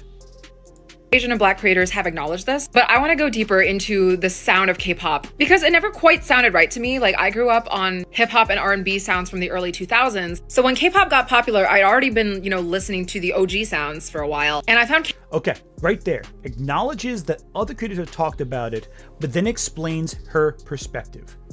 Simple, direct, focused. Her opinion being used in relation to the facts. K-pop to be less rhythmically interesting. When they sang, the vocal techniques wasn't as good. And I couldn't understand it the way I could understand Black American singers when they sang in English. So I never... Right there. Again, another example. Wasn't as good. Subjective, yes. But right there, she's saying, it's not as good as this. You can make the argument she's putting them down unfairly and speaking in too many general terms, but which I would say she is. I think she's being a little too general about all K-pop. It's not all made equally. However, that right there is very important because it's offering specific evidence and specific components. Every piece of the puzzle links into what came before. It's a natural progression of ideas. Let's compare that to the Dune video. I don't need to show you the whole video of either of them. The difference should be clear in seconds. Like, Dune is racist and a failed critique of white saviorism. And thesis statement. Straightforward. Yeah, I know the white sci-fi fans are going to get really defensive, but I have published 5 sci-fi books with the likes of Penguin Random House, and despite the color of my skin, I am wholly qualified to talk about this. Please remember that Frank Herbert was... Okay. Previously, she mentioned her race not necessarily to say, I'm not qualified. She used her race specifically, the difference between Chinese and Korean, to say, I might not be super qualified, but you're asking me to talk about this anyways, so I will. Here she's saying, I'm not Middle Eastern, but I'm totally qualified to talk about Middle Eastern topics and African topics. And I publish books, so listen to me. By the way, just for the sake of comparison, I played 30 seconds of a previous video breaking it down. We are 15 seconds, sorry, not 30 minutes, 30 seconds in the previous video. We are 15 seconds into the video, half of what I showed you, and she said nothing so far. She has not progressed her argument, she is just offering defense and antagonizing her audience. As a white man. So was Paul Atreides. Despite the fact that Paul's white saviorism fails and Arrakis is ultimately destroyed, we are meant to feel bad for him. We are meant... Okay. So, at this point in time, she hasn't furthered her argument that Dune is racist. She is saying Frank Herbert and Paul are white. Okay. That's a factually true statement. She's saying we have to feel bad for him even though Arrakis is destroyed. Arrakis is not destroyed in the book. It's not. Not in Paul's lifetime, anyway. So, that right there is wrong. It's a factually incorrect statement about the work, and it's the only statement other than the blaringly obvious that she's made so far. So if you've read the book already, you can dismiss her as a resource. She's not talking about the book. There's no evidence here. She also will... Let's keep going. To commend him for trying. He's not a... Commend him for trying what? What? Here's the thing. Previous video, she was very clear about what she was talking about. She said the vocals didn't sound right. The bass didn't sound right. It was different. This and the other thing. Very specific language there that she very confidently used in specifics. She is not confident here. She just isn't. If she was confident, she wouldn't have to defend the point so ardently before making it. If she was confident in her argument, she would be able to just make the argument. And the argument itself should be self-evidently correct. Paul is described as white in the book, I think. But honestly, Herbert doesn't really discuss race all that much in any detail. But it is implied he is white, because the whole Atreides family draws from Greek imagery. Perfect hero, but he is complex. He is afforded humanity. And the way the movies interpret this character, you're supposed to think of him like a Luke Skywalker. They don't... No, you're not. Luke Skywalker never committed a genocide or led a cult. As we mentioned before, this is flawed logic right there. And again, the difference here is not that she's talking in specifics. It's like, you're supposed to do this, you're supposed to do that, oh, but you're not being specific again. The argument is very poorly structured. So, I don't need to play the whole thing. It goes through the whole video like that. The K-pop argument was structured, firm, direct, concise. There was no wasted moments. It was pushing ideas and specific examples from bit to bit to bit to bit. Here she is not doing any of that. She is saying stuff that is just factually wrong about the book, completely misinterpreting what happens in it, and she's not providing evidence to further her claim. She is making more claims without anchoring them to evidence. But she's making so many claims, it almost sounds like you expect just to accept what she's saying before it's true without any proof behind it. Let's keep going. Don't do an adequate job of showing that, maybe he shouldn't be doing this. Maybe he shouldn't be comfortable with the Fremen worshipping him. And yeah, he shouldn't be comfortable with it. That's the point.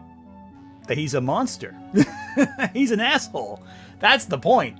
He's an antichrist figure.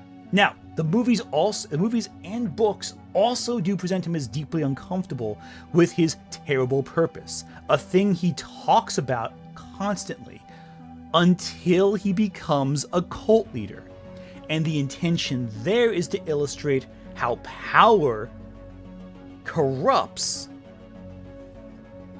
He was groomed to be a monster, to be a leader.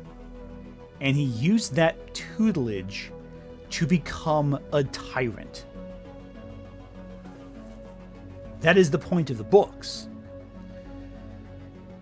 But the problem is here that this argument is presuming that you accept what she's saying is true at every step of the way. She's not providing conceptualization of her arguments. She is not providing concrete evidence to anchor what she's talking about to the text itself. It's superficial, unlike the prior video, where she was very particular and very specific and very focused on providing detail in a sequence. This tells me that on one topic that she is clearly more familiar with, she has a stronger opinion and thus feels more confident articulating said opinion. I do not believe she's confident in this opinion, based purely on how she phrases it. Because she's going off a memory of the text. I think she believes what she's saying, but the problem is I don't think it's accurate.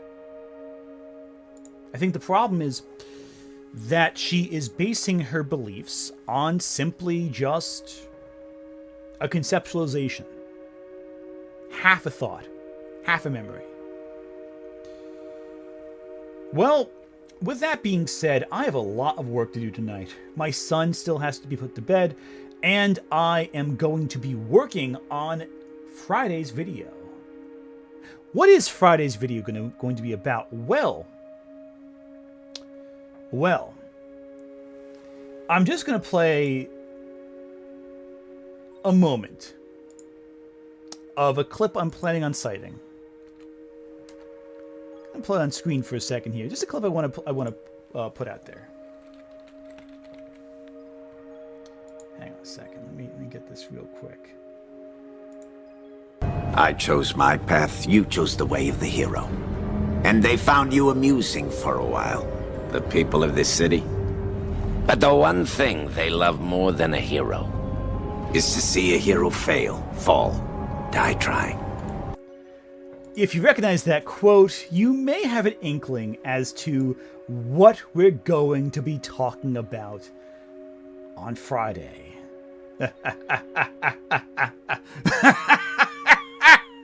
Okay. That being said, though, thank you so much for watching. I hope that you enjoy what I got cooking. Like the stream, like this video, and by the way, please do not harass Karen Bao. We're not harassing Karen Bao. We're not canceling Karen Bao. I'm sure she has a lot of good qualities and your audience really values what she has to say. I just don't think she's correct about Dune. Let's be reasonable here. And again, it's not easy to be harassed on the internet. It's not easy to be criticized on the internet, as many people know firsthand, myself included. It sucks, frankly. So let's not add to her crash out. All right, I'm sure she does. I'm sure she has more good days than bad. But I digress. Anyway, thank you so much for watching. We'll see you all very soon. Bye-bye.